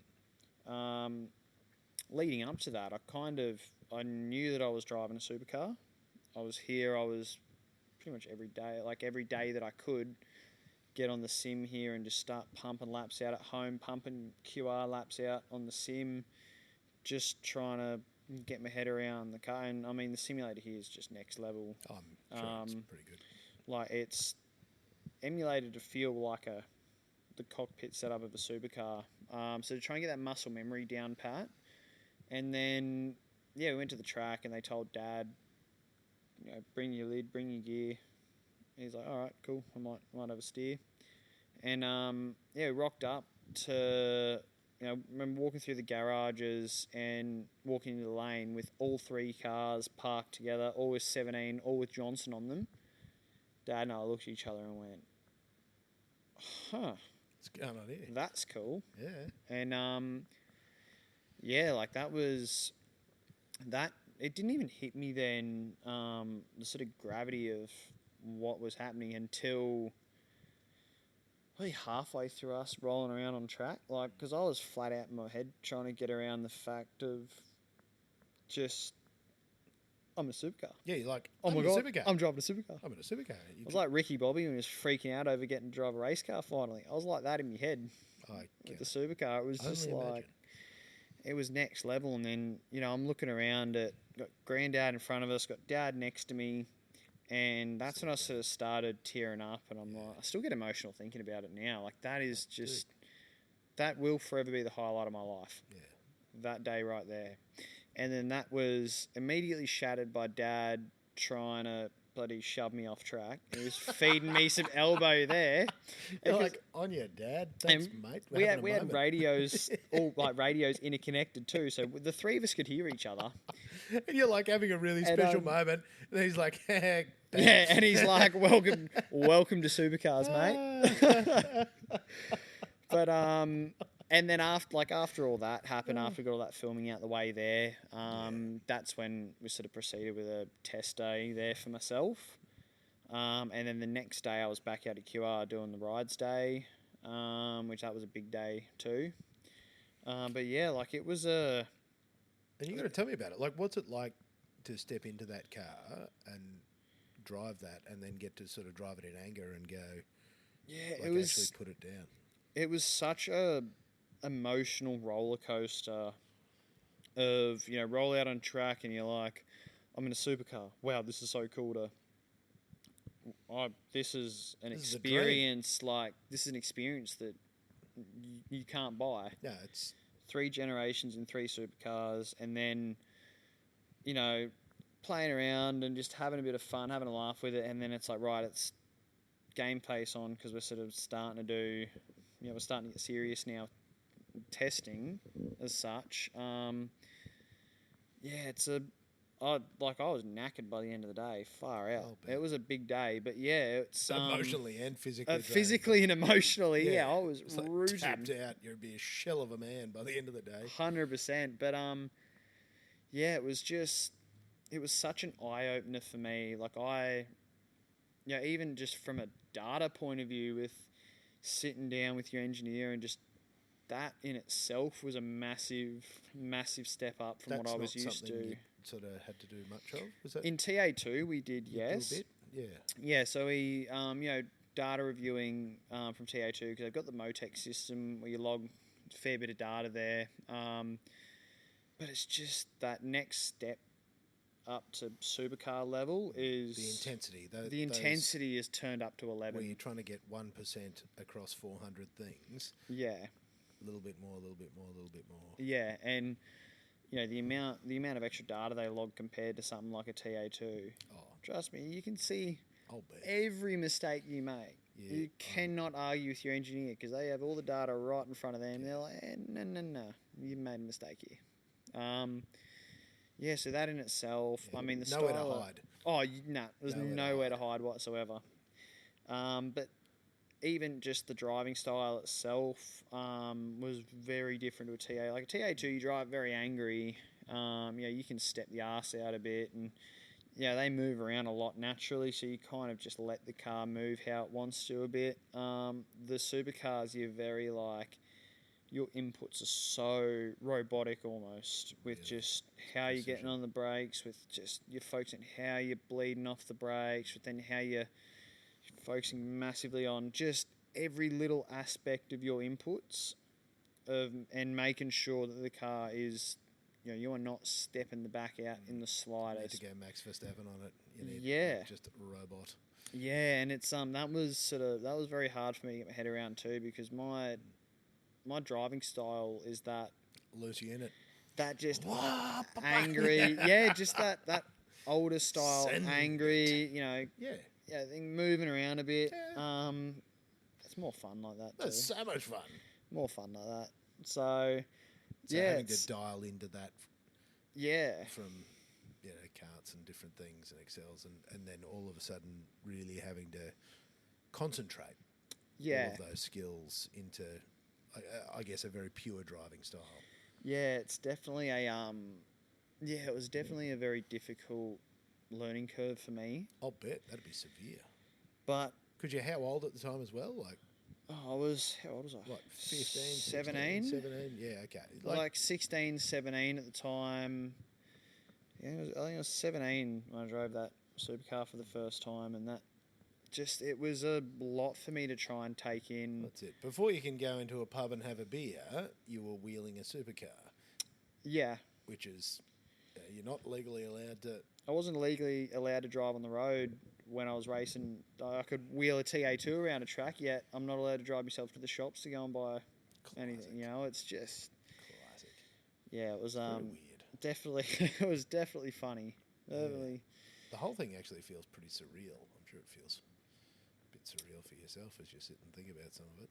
100%, and I'm sort of reminiscing on some of those emotional moments that I've had, or you don't sort of realise it until you sit and think back. Like, I've had some cool moments, like, and it's very easy to overlook a lot of that. Like, there's a lot of super just cool moments I've had that I'm like, wow, I forgot how cool that was in the moment, or even like the first laps I ever did around Bathurst were in a TA2. Tell me all about that. That would be amazing.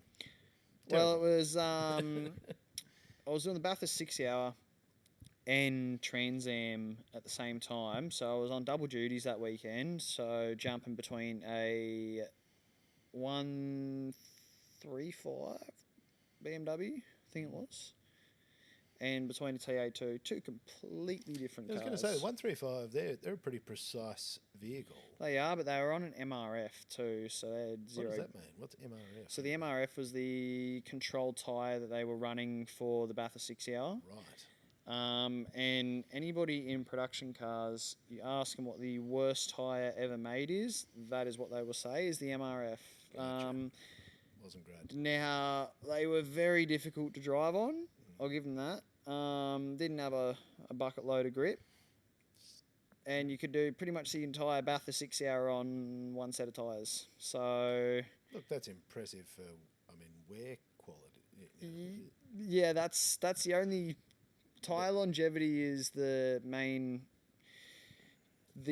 part they excelled at. So they sacrificed a little bit of grip and performance.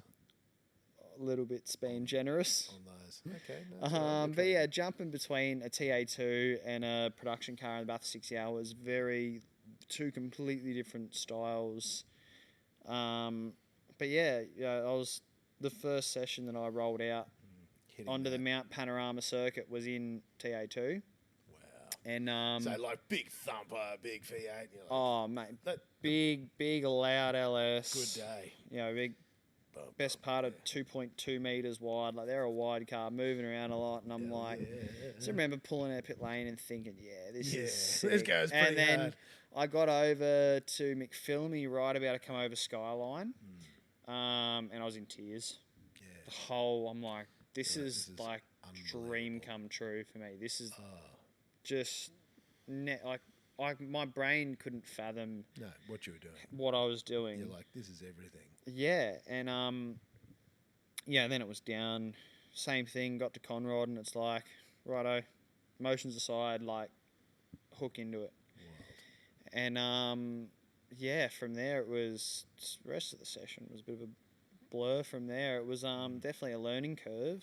But just that moment of seeing it. And yeah. Actually, we were chatting before, and you were telling me that there's a quiet that you feel. Yeah, it's around that track. Yeah, it's you get to that, whether you're in a TA2 supercar, and this is where even drifting as well as that mental health side of it that a lot of people, a lot of people's escape is racing, drifting, rally, whatever it is. That mental escape for a lot of people is what you're doing on track. And the best way, like I described before, is you're in top cog down Conrod, you're moving at the best part of 280, 290k in a supercar, but it's oddly peaceful, quiet. You're not thinking about anything. There's nothing. Those stresses aren't worrying you of just life. None of that matters. You're just in the moment, and it's it's oddly peaceful until you then hit your brake marker, you jump on the brakes, and you're rolling the thing down gears. That's very real. Yeah, and it's a very like snap straight back into it. Yeah, it's a weird feeling. But and like I get the same drifting too, that, and that's why I'm sort of so fond of whole drift side of it. There's a lot of people from circuit racing just think it's a bunch of yahoos. just a bunch of underdeveloped blokes with cars going sideways around tracks, burning up money for no good reason. But it's so far from that. it is on an emotional level. It's for me. It's far from that. You know, I've had days where I was struggling big time one day. Can't even remember what it was over, but literally I get a notification pop up and it's like, oh, Wednesday drifts this afternoon at QR. It was like an automated message. I'm like, yep, that's me for today. So I went and did that Wednesday session, and it was just such a mental load off me. And it's the same thing. It's very peaceful drifting. Well, you're there. It's you and your car, and you just try to make it dance. Yeah. And when you get it, there's just moments of just sheer bliss. Yeah, like it doesn't matter if it's for 5 hours, 5 minutes, or 5 seconds, that you can switch off and not have to worry about that life pressure. It's that's what keeps. There's a lot of dudes out there that I guarantee that's what keeps them going, is just that being able to get out and just unwind. But I interestingly think that drift is undervalued in terms of the additional skills it gives you as a high-performance driver.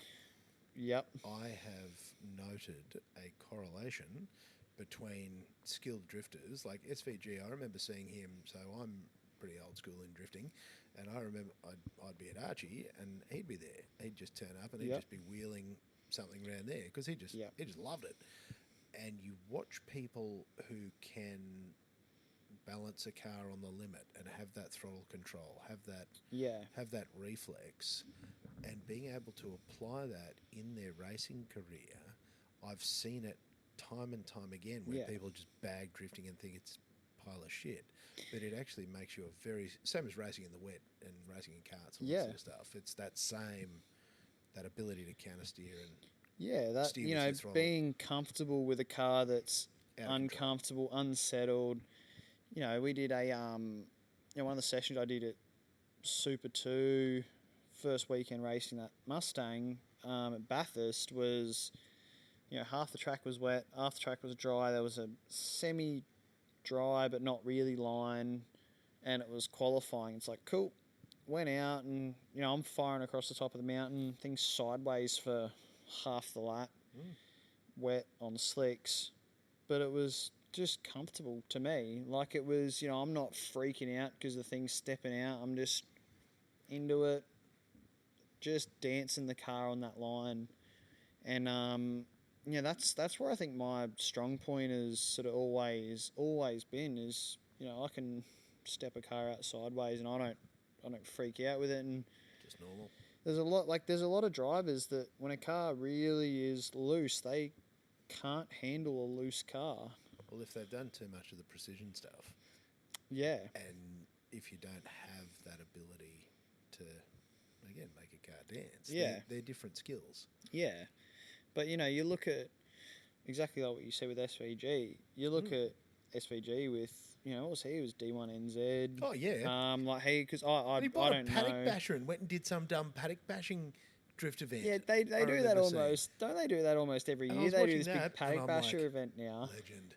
Yeah. Because that's the stuff that we, as just, a bunch of idiots, you're like, let's go and buy shit boxes and go drifting in a paddock. Like, yeah, I still remember last time I went down to Coffs Harbour to rally. Drift weekend there, having fun, and I ended up losing my keys for my car, so I had to wait till the Tuesday to get a locksmith out to cut me a new key for my BT, but it was like middle of the night and some paddock bashes out at Coffs Harbour out at rally, and just cutting like that's just so much fun, that sort of stuff. That is endless fun, and it's just, again, just good cheap shenanigans as well. 100%. But like that, back to that whole drifting side of it, there's a lot of people that I don't think take drifting as seriously as what they should. especially from a driver development point of view. It's just people have blinkers on with that because it's legit. Yeah, 100%. And I'm very keen to see once I hop back in a race car, how much that sort of pays off in that regard. I think you'll be pleasantly surprised based on my experience. Absolutely, and I mean, albeit I haven't had my drift pig out for quite a while. I've got bits rocking up at the moment, and I'm getting that back together to get back out. And you're coming to Matsuri? Nah, I'm not doing Matsuri. Can't get out there for that one. No, I'll see when I decide. I'll head out to Matsuri definitely, but not driving. So just stick to the Friday nights and bits like that for now. Just come and hang out. So have a bit of fun there. But it's been a while since I've had that car out, and I want to get it out. I think I've been sitting as a big door stopper up the back of our yard. The classic garage ornament. It doesn't even get the privilege of garage really? space. No, it mate, gets it's slumming it. Mate, she's paddock space at the moment. Ugh, so poor car. It's in the naughty corner. That's sad. So you really were you were deep into it with your TA2 and the stuff that you were doing, because was that a couple of seasons? Did you get a couple of years I did. in that? So I did a couple of years in TA2, did the Northern Series here, and then I did TA2 and Trans Am, both championships. So I did, that was like 12 or 13 rounds for the year that we did. Wow. So that was championships. That was 2 full championships in 1 year that we did. Still in school, or you're out of school by that time? I was out of school doing my apprenticeship at that time. Gotcha. So my apprenticeship sort of followed through to the TA2 side of it, where part of the apprenticeship I did not only building that XD, but was also working on my own TA2. So I was getting paid to work on my own car by Dad, and then also best ever time off to test and racing and all that. Because would you believe the didn't organisation exist. Understands about time off essentially didn't exist. Yeah. So although I didn't get paid for. If we went to QR for a test, I didn't get paid for that. No, my boss was a bit cheap. Was he? What a tight ass. Should put complaints to management. He was, well, I did, but Mum just told me to piss off every time I wanted to complain. They're like, jam it.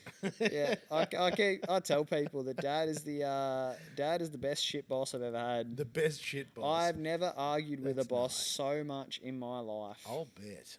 But that's classic father-son material. It was Does it make him laugh? Because I'll bet he and his old man. Yeah. Did they tussle?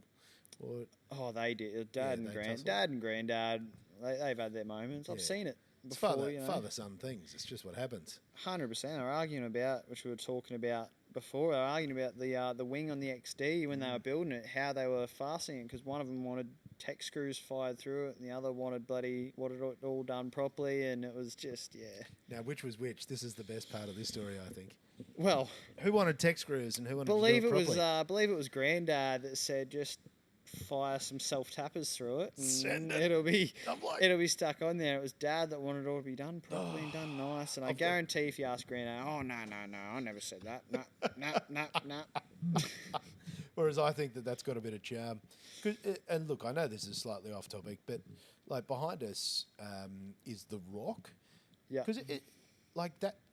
I'll be honest with you. Bit embarrassing sitting in here, but that's all right. I'm pretty comfortable with embarrassing myself. I wasn't aware of that story. Weren't you? I was not. Yeah, right. I have failed as an Australian. I hang my head in shame. I will not be getting my Order of Australia anytime soon, not knowing that. But Shabby was telling me, are you across that story? Yeah. Do you mind sharing that one? Because I reckon that is gangster. Well, it's a bit of a funny one, to be honest. Yeah. So it was 1980. Now, good vintage. That's when I was born. Yeah, good year. They were the good years of racing. Good year. Then that's when I think so. That's when I would have liked to be racing. But yeah, it was Bathurst, and I can't remember if he was in the lead or not. I can't remember where he was in the race at the time. There was a crash there's a funny crossover there that happened too, which I'll get on with. But there had been an accident that happened up the top of the hill, and there was a tilt tray up there, had another car on it, and that's when they were in green flag racing conditions. Were like, sweet, just there's a tilt tray on track picking a car up, drive around it, you'll be fine. Really? Pretty much, yeah. So that was track there was safety? a tilt tray on track. All they did is had yellow flags out waving. No. But in still race Oh, conditions. stop it. Are you kidding? This is amazing. So anyway, tilt tray was up, parked on the top of the mountain there, just before the tree near Solomon Park, and anyway, it was. I don't think it's completely come out how it happened, but that rock there, which has been apparently was a punter that had their feet resting on it and dislodged and rolled out onto the track. Kicked it. So there was someone like just smashing tins. Smashing tins, had And they've like, probably and kicked pissed, it. had their And it's- or they had their feet on top of it and kicked it accidentally or rolled it off, and things ended up in the firing line of a very, very beautiful blue XD that absolutely nailed that rock.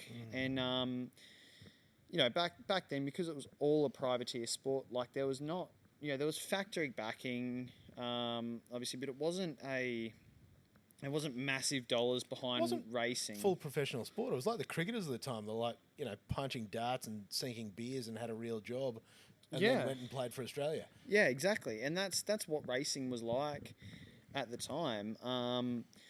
And yeah, so there wasn't, you know, like granted, I didn't have the money to repair that car, as it was pretty well a write-off. And because they weren't obviously as built like what they are now, they can cop a big hit and That's game over. unbolt the front or unbolt the rear. No, that car was game over. Pack it up. And it was all of the Australian fans, Ford fans, Holden fans, chipped in to really help fund the build for True Blue Mark II, which then ended up winning Bathurst the next year after that car was rebuilt with money from Australian fans. Like, And that is the craziest story. He did GoFundMe like 3 decades before anybody before thought of it. GoFundMe was the thing, yeah. And it was literally just people mailing in money to him. Wow. Of like, yeah, there was kids that were... Okay, we got you, boss. We'll help you. Yeah, there was kids that were like, oh, here's some pocket money. There you go. We just want to see you back out there. Yeah, exactly. And, Holy. you know, that was something that really moved the sport back then, moved Australian motorsport of like, wow, it's really a community sport. This is something that means a lot to people, and they just want to, I guess the way that we all help each other and we all... Yeah, they just wanted to be a part of it one way. If they could put their literal 2 cents worth in to help fix the car, then sweet, that's what they were going to do. Get this bloke back out there. Yeah, and then I think going back and, in 81 and... Yeah, being able to really pay the fans back for all the help, like that would just be... You try to imagine that. Like, you know, you think about some of those emotions that you felt out there, and then to go through that absolute horror moment where you've folded, you know, your wheel in, then you've had people of Australia go, no, we got your back, mate. We'll get you back out there. And then to go and throw down, what a moment. 100%. And yeah, that's what I think it's all about. Yes. That's what it's about now in the drifting community. You know, that's what the drifting community has been like ever since I got into it. Is 1980s motorsport. I keep looking at it and going, it's 1970s and 1980s in drifting, and we're never changing. Yep. And that's what I love so much about it. Like, there's pro series and all that sort of stuff. Yeah. But then there's just this massive community of just enthusiasts. 100%. But even you've got, you know, your icons of drifting in the country that are still like, yeah, we want this. You know, look at how Farron was rolling around at World Time Attack in that, you know, bright as 80s style puffer jacket that he was wearing, bits like that. He's like, yeah, I just like it. Well, you can be yourself. It's the thing I like about drift cars as well, is they're not a tube frame chassis. No. It is a reflection of you. It is a work of art based on how you see a car and how you want a car to be. 100%. And, you know, there's no, like, that's what I love, is there's no right or wrong way to build a drift car. Essentially, everyone can tell you, oh, yeah, you did this wrong, you did that wrong, oh, it's not right. But at the end of the day, who cares? You can tell them to shove it. Pretty much. Front engine, rear wheel drive, auto, manual. Whatever you want. Long as you can theoretically make the As back long as wheels it- turn together. As long as it goes straight, or even then, I'm sure there's people that are going out to Matsuris and Single peggers and just give it a done little some bit more. single peggers and Little scando. little scando bit of a single peg. Send. That's an art form in itself. Trying to skid an open diff.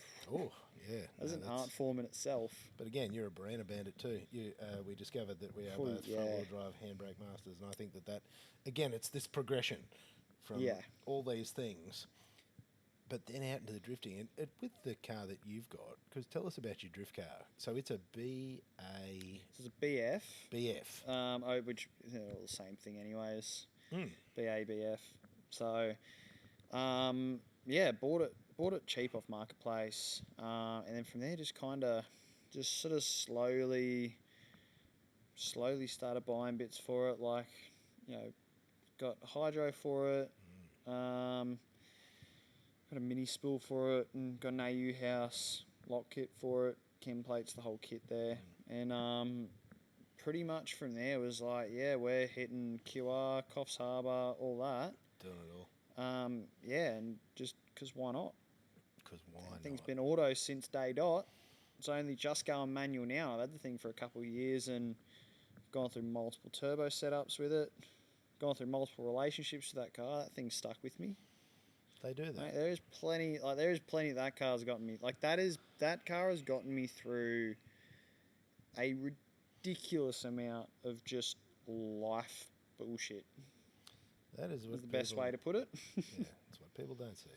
It's what people don't see, and there's like, it's definitely a tough one to try and explain that, sort of what gets you through life, what, because I obviously after my whole Super 2 ordeal, there was a lot that I had pressure wise on me mentally, and that sort of stemmed from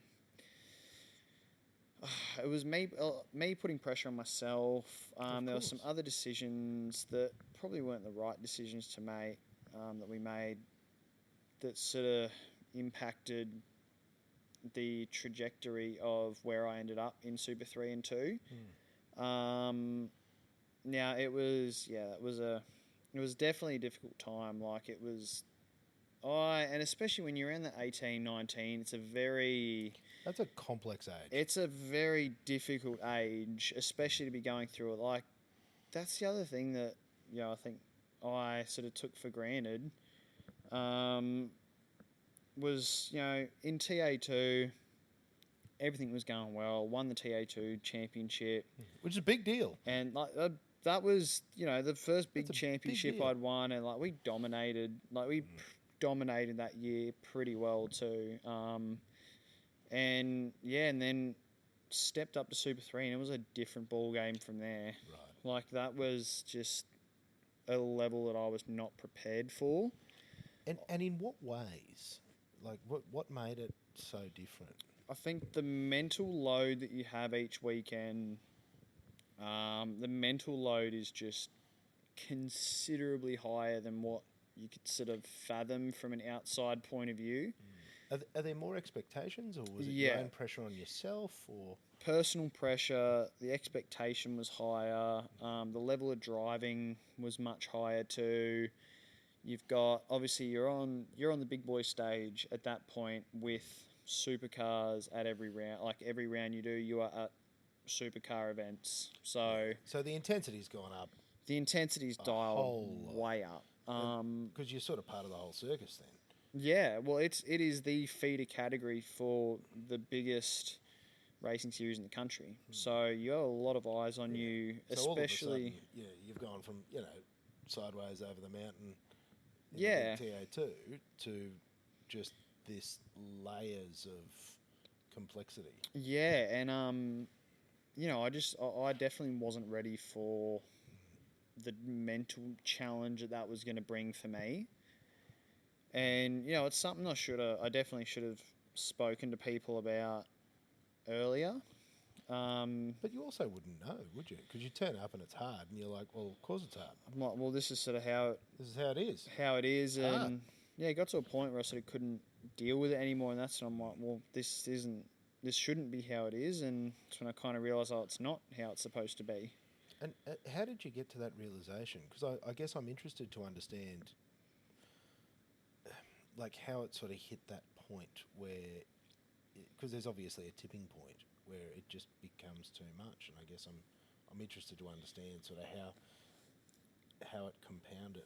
Yeah, it was definitely a difficult one. Like, you know, I was constantly emotionally driving myself into the ground over things that I really shouldn't have been. Gotcha. I was really, really hard on myself. Like, nobody put more pressure on me than what I put on myself at the end of the day. Right. So the team, like, hard but fair, I assume. Hard but fair. But yeah. you were just beating the crap out of yourself. I was beating myself up tenfold what anyone ever could put on me. And every time you saw a little mistake or something you could have, should have. Yeah, I'm just, you know, I couldn't let myself live with a 1/10 mistake. I'm like, what am I doing? That's not good enough. And I guess your self-talk's like, you know, just idiot, you know. Yeah, and that, like, you know, your biggest enemy is your own head. Oh, amen. Biggest enemy is your own head. And, you know, I failed to reach out to people when I realistically should have. I failed to tell people, hey, I'm not all right. Like, I'm struggling. But you also don't want to, and again, I'm just assuming, you don't want to show that vulnerability because you know that sort of in the big leagues and you got to, you know, game face and yeah, I got this.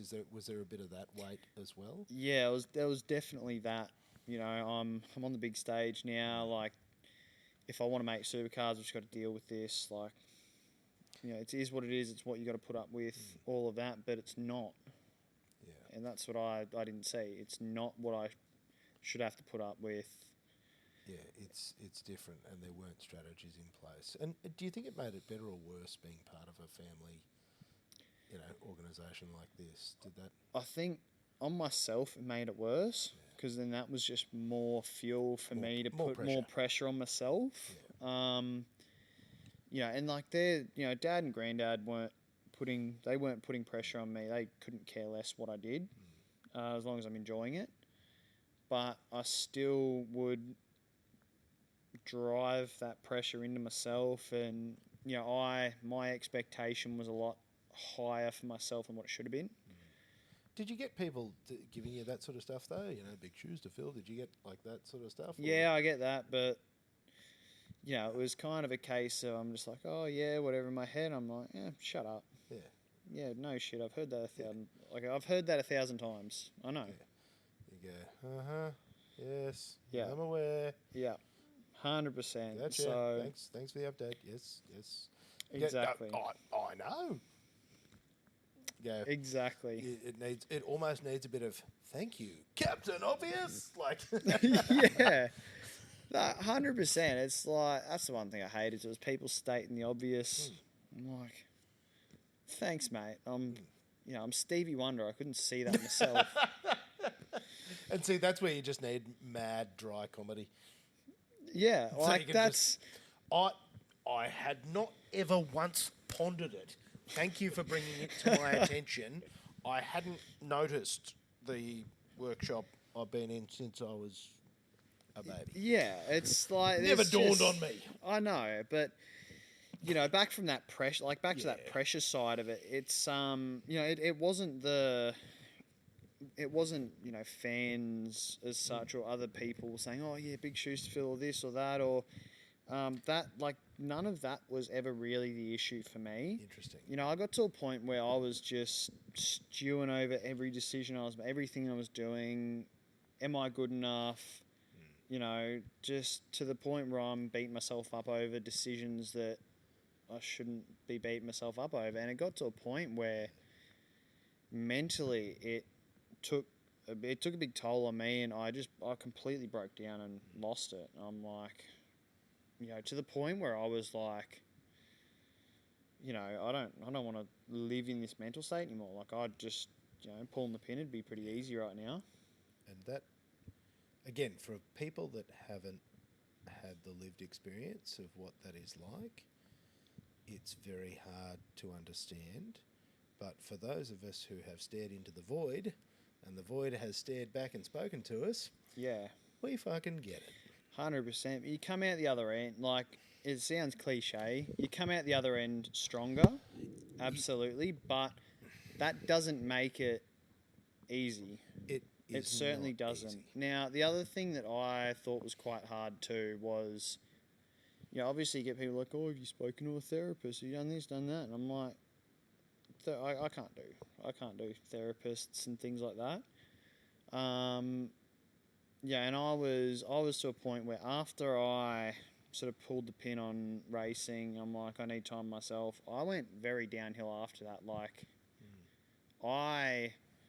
And like, tell me, like, what did that feel like? Because I mean, that I have to imagine. I think about some of the pinnacles of what you've done. You found yourself in the place, and then you go, well, that's it. My life as I know it is over. It's you kind of almost best way to sort of think about it is you kind of one extreme to the other, essentially. In the matter of couple months, went from raced supercars, full blown rock star. Essentially, and I'm like, sort of thinking, I'm living my best life, even though I'm still struggling. Living my best life to, I wasn't putting myself around great people, doing stuff that I shouldn't have been doing. To the point where I'm like, oh, is this rock bottom? Yes, I have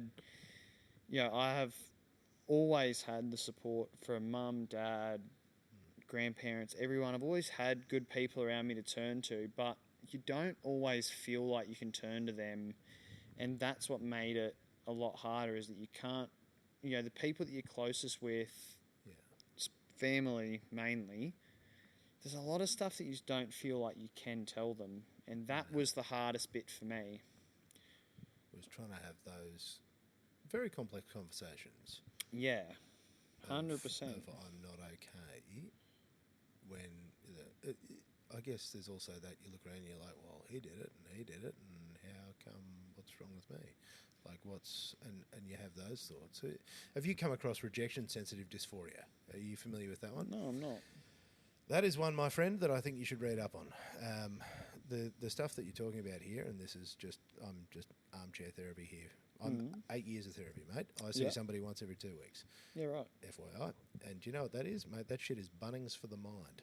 I walk in there and I'm like, I need me a bit of this. And she's like, aisle 42, basics, like just being able to...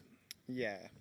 Being able to think through things, I've found it phenomenally helpful, because I'm still a pretty broken potato, and I have found the complexities of life continue to get harder. You've also found what works for you too. Like, that's the biggest do you know thing, what works for figuring me? out... Nothing. Do you know every day for me is a fucking shit show? It's, Every day. Every day is a fucking shit show. Today, fucking shit show. Coming here, I'm literally driving in the car, and I'm like, what the fuck am I doing with my life? Because, like, I've had all these things that have spiraled and all this stuff that hasn't worked and all these things going wrong, and I still follow through. Yep. And that's, honestly, that's the only difference, is I feel like absolute hot garbage coming here, but then I get here and I do what I do. Yeah. And I'm fucking on. Yeah, and I love it. When you surround yourself with the right people too. And I got the boys here.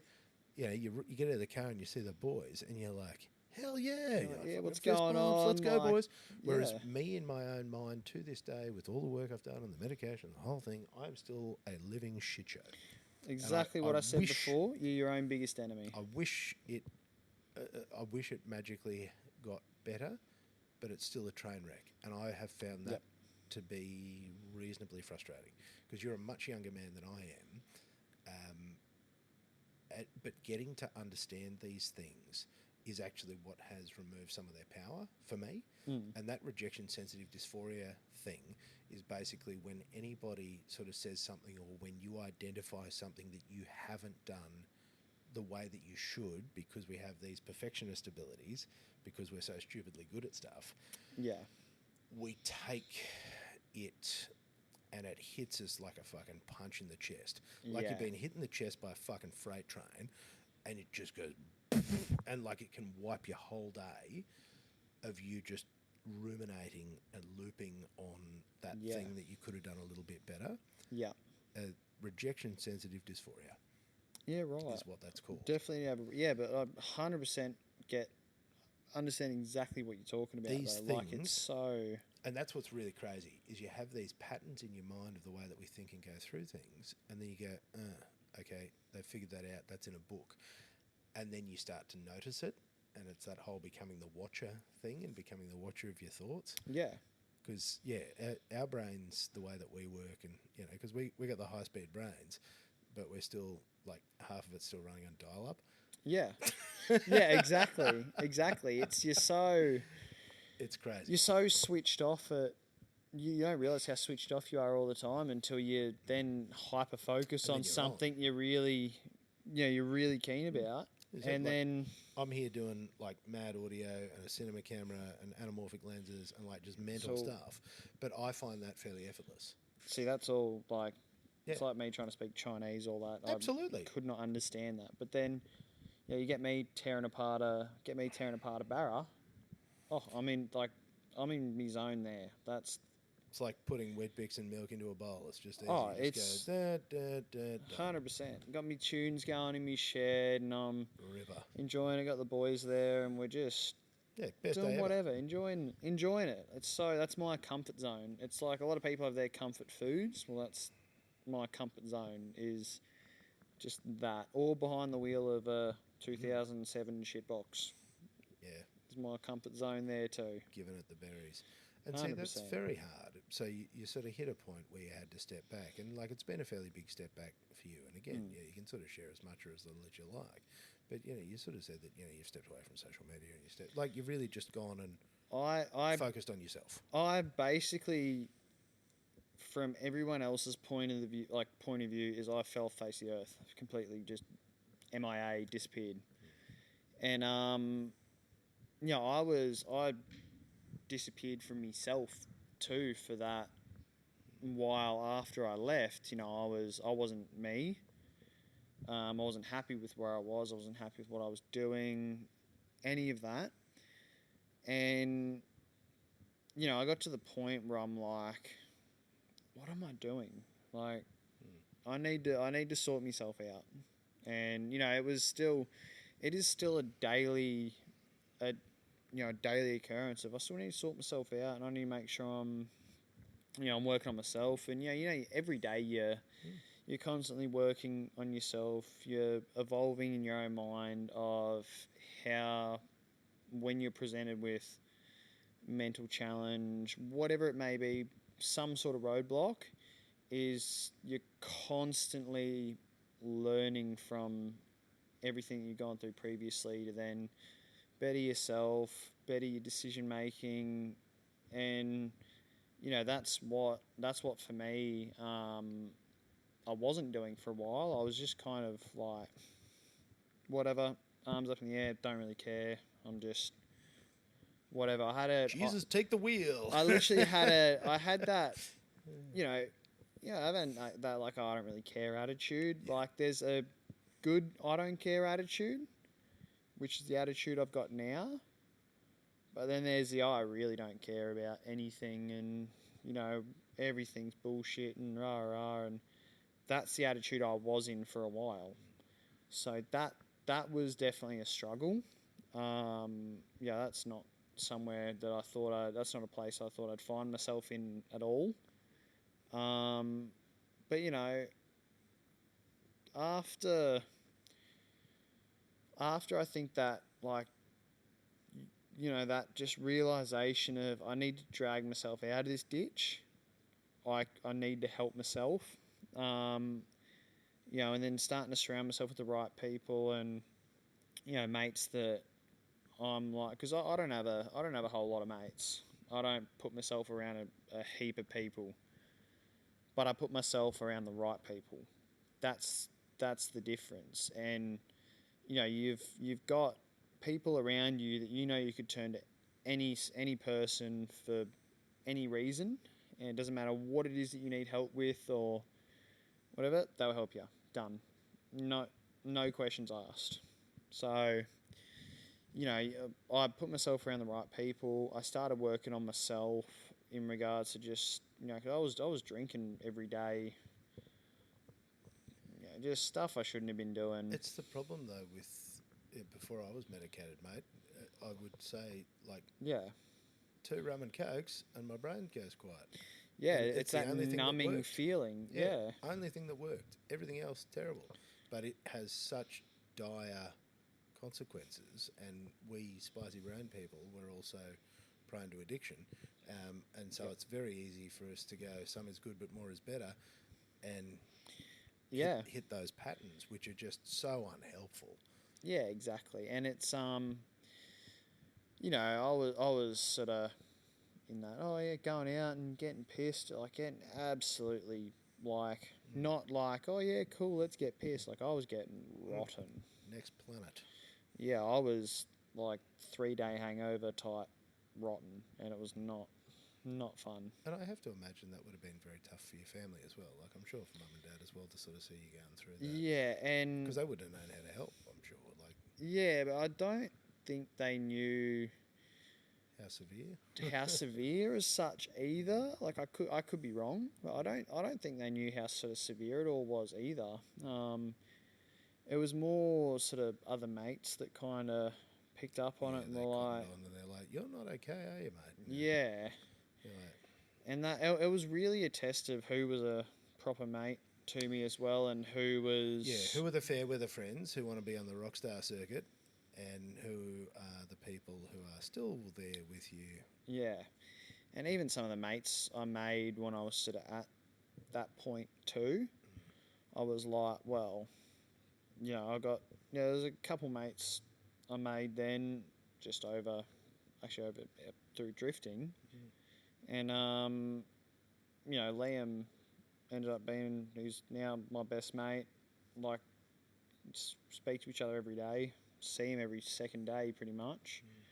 You know, there's people that meet you at that low point that then, you know that they're there to help you. They don't want anything from you, mate. They just enjoy you. They go, don't what want a cool anything dude. from like the first day that I met him. I met him over bloody TikTok or something like that. Classic.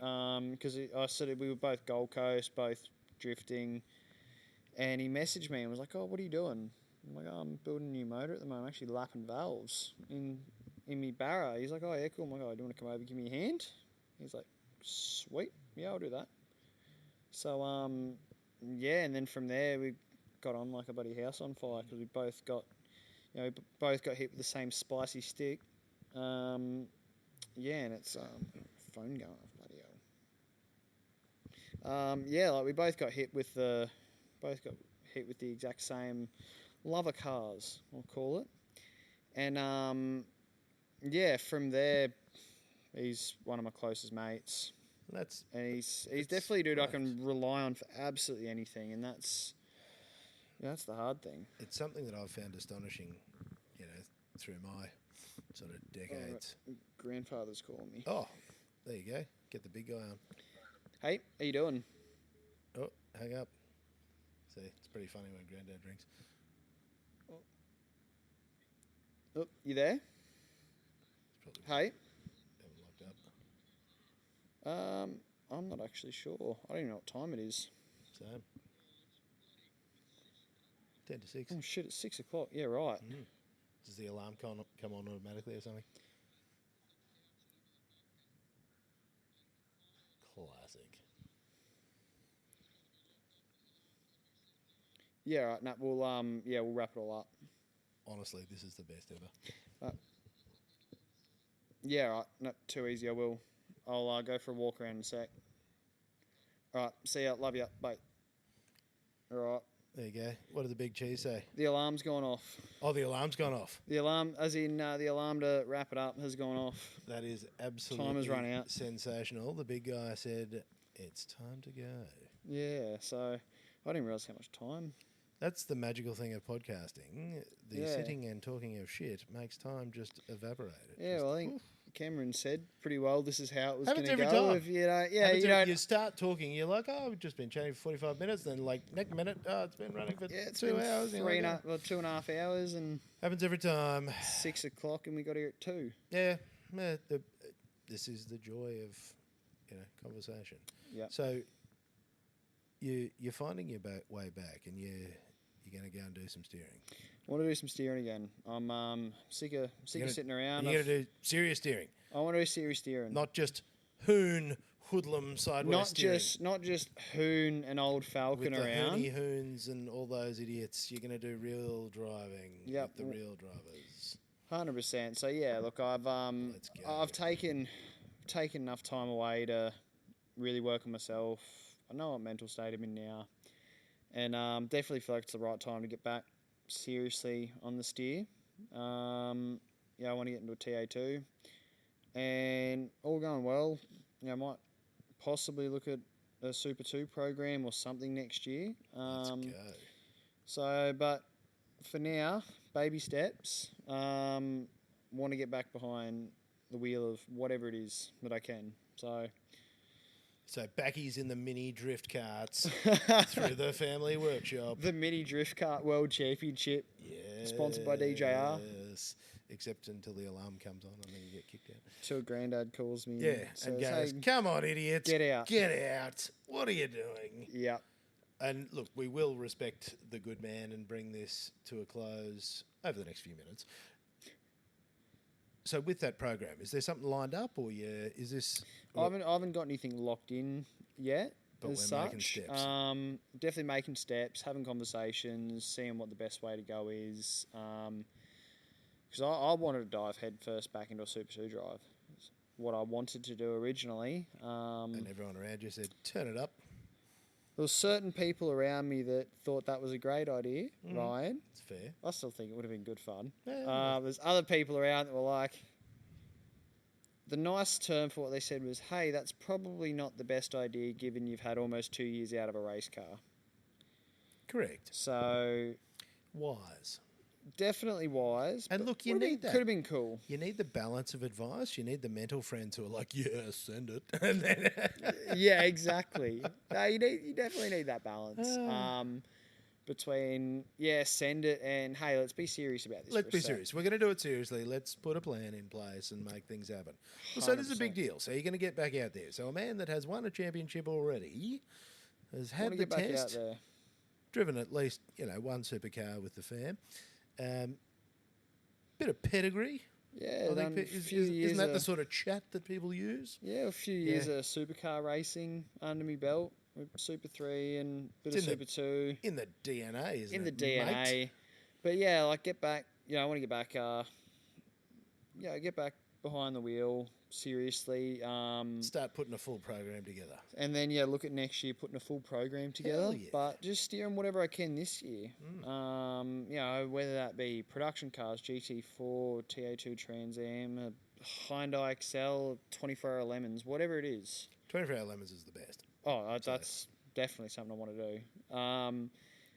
So I just start driving whatever, anything and everything. And then, we'll look at putting together a big boy program for next year. Man, this is Depending on how everything goes, though. Look, absolutely, but you got to dream big. You got to Got to put it dream out big, there. but it needs to be the right time as well. And that's the other it mistake does. I don't want to make again. So, you know what? You've learned a going- lot. You're a wise man I for a know. bloke who 21. 21. 21. Recently 21. Mate, I got to tell you, 21. It was a shit show. Like, I had absolutely nothing together. I've got probably less together now, but wise head on these shoulders. I've been taught from the best. Yeah, That's the best way to put it. Been taught from the best. I talk to a lot of people, mate, and the markers of success to me are very obvious, and it's that sort Back of again. stuff. Oh, hang on. I think he's probably watching us on the cameras and going, hurry up. Hey, mate, we're just wrapping up now. Yeah, okay. Listen, you take it easy on the way home. It's bloody wet, mate. Yeah, I will.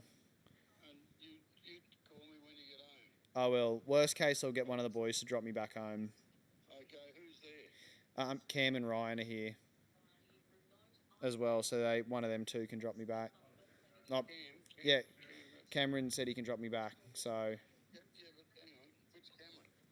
Cameron that was here. He was here earlier when you. Yeah, one of our guys. But, No. Not. I haven't gone for a walk around yet to see which of the DJR guys still here. The workshop lights are off. Well, the workshop lights are off. exactly. There might be somebody upstairs. I don't know. Yeah. Okay. All right. But no, I'll go for a walk around in 2 minutes and we'll see who's here and get everything locked up and sorted out. Okay, well, if nobody's there, you better ring me. Yeah, I will. And I'll tell you how to set the alarm. Yeah. No, too easy. All right? Easy. Bye, mate. All right. Love you. See ya. Well, there you go. We've just had 2 generations of Johnson on the podcast. I think There we that's hilarious. We are such a shambles of a show. I actually really I like love that. it. I love it. Mate, So it's- chilled, just no plan. No plan. You know, Like- let the ADHD take over and Let the 14 side quests, tangents. let the side quests reign supreme. I love it. And honestly, mate, all I can say is I wish you the very best on this next part of your journey. I have a feeling that it'll probably be unexpected and also very exciting. It will be, but no, thanks so much, and thanks for having me too. Like, Oh, this has been Dude, new for me, pleasure. and no, it's been cool, been And very cool. the best part is we're still around, and see, we like to keep up with our friends and people who have come through our show, and just keep an eye on how they're going, because No. we're all about lifting people up. I definitely reckon I'm keen to come back for a chat, but we might have to start a bit earlier. I think. Yeah, look, we'll be more organised next time. We were distracted by pretty things. ADHD like XD took Falcons. over, and we were looking at lasers, Absolutely. side exit exhausts, and Yeah, pretty XD Falcon. We got super distracted, mate. Are you coming back onto social medias? Will people be able to find you? Yeah. Handles. Where can people find you on the internet if they want to put money in the post and send it to Jett? Yeah, mate, we're bringing it back like the old boy, going. Absolutely. We're going to like cash in the mail like it's 1981. But if they want to follow you around on your race program, Yeah, I got I don't even know what my handle is on Facebook. Jett Johnson on Facebook. You'll see my beautiful face come up on my Facebook profile.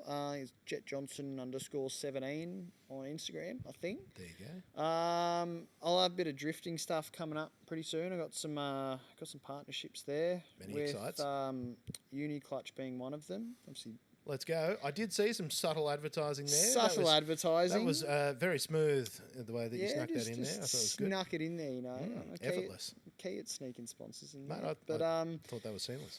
no, I've got I got a bit that'll be coming out very soon on that. It's a bit of cool stuff Very good. there, from weird gearbox conversions and bits like that, and just go out and start doing some cool stuff. Absolutely. Get And some mate, videos out that people watch and go, yeah, it's sick. It's pretty good. And look, if you're sending Barrow Falcons, I'll be all over that. So. Yeah, just going out and having fun. At the end of the day, who cares? Puts a smile on my face, puts a smile on someone else's face, and I'm happy. If it doesn't, well then, made me happy, so it's good enough.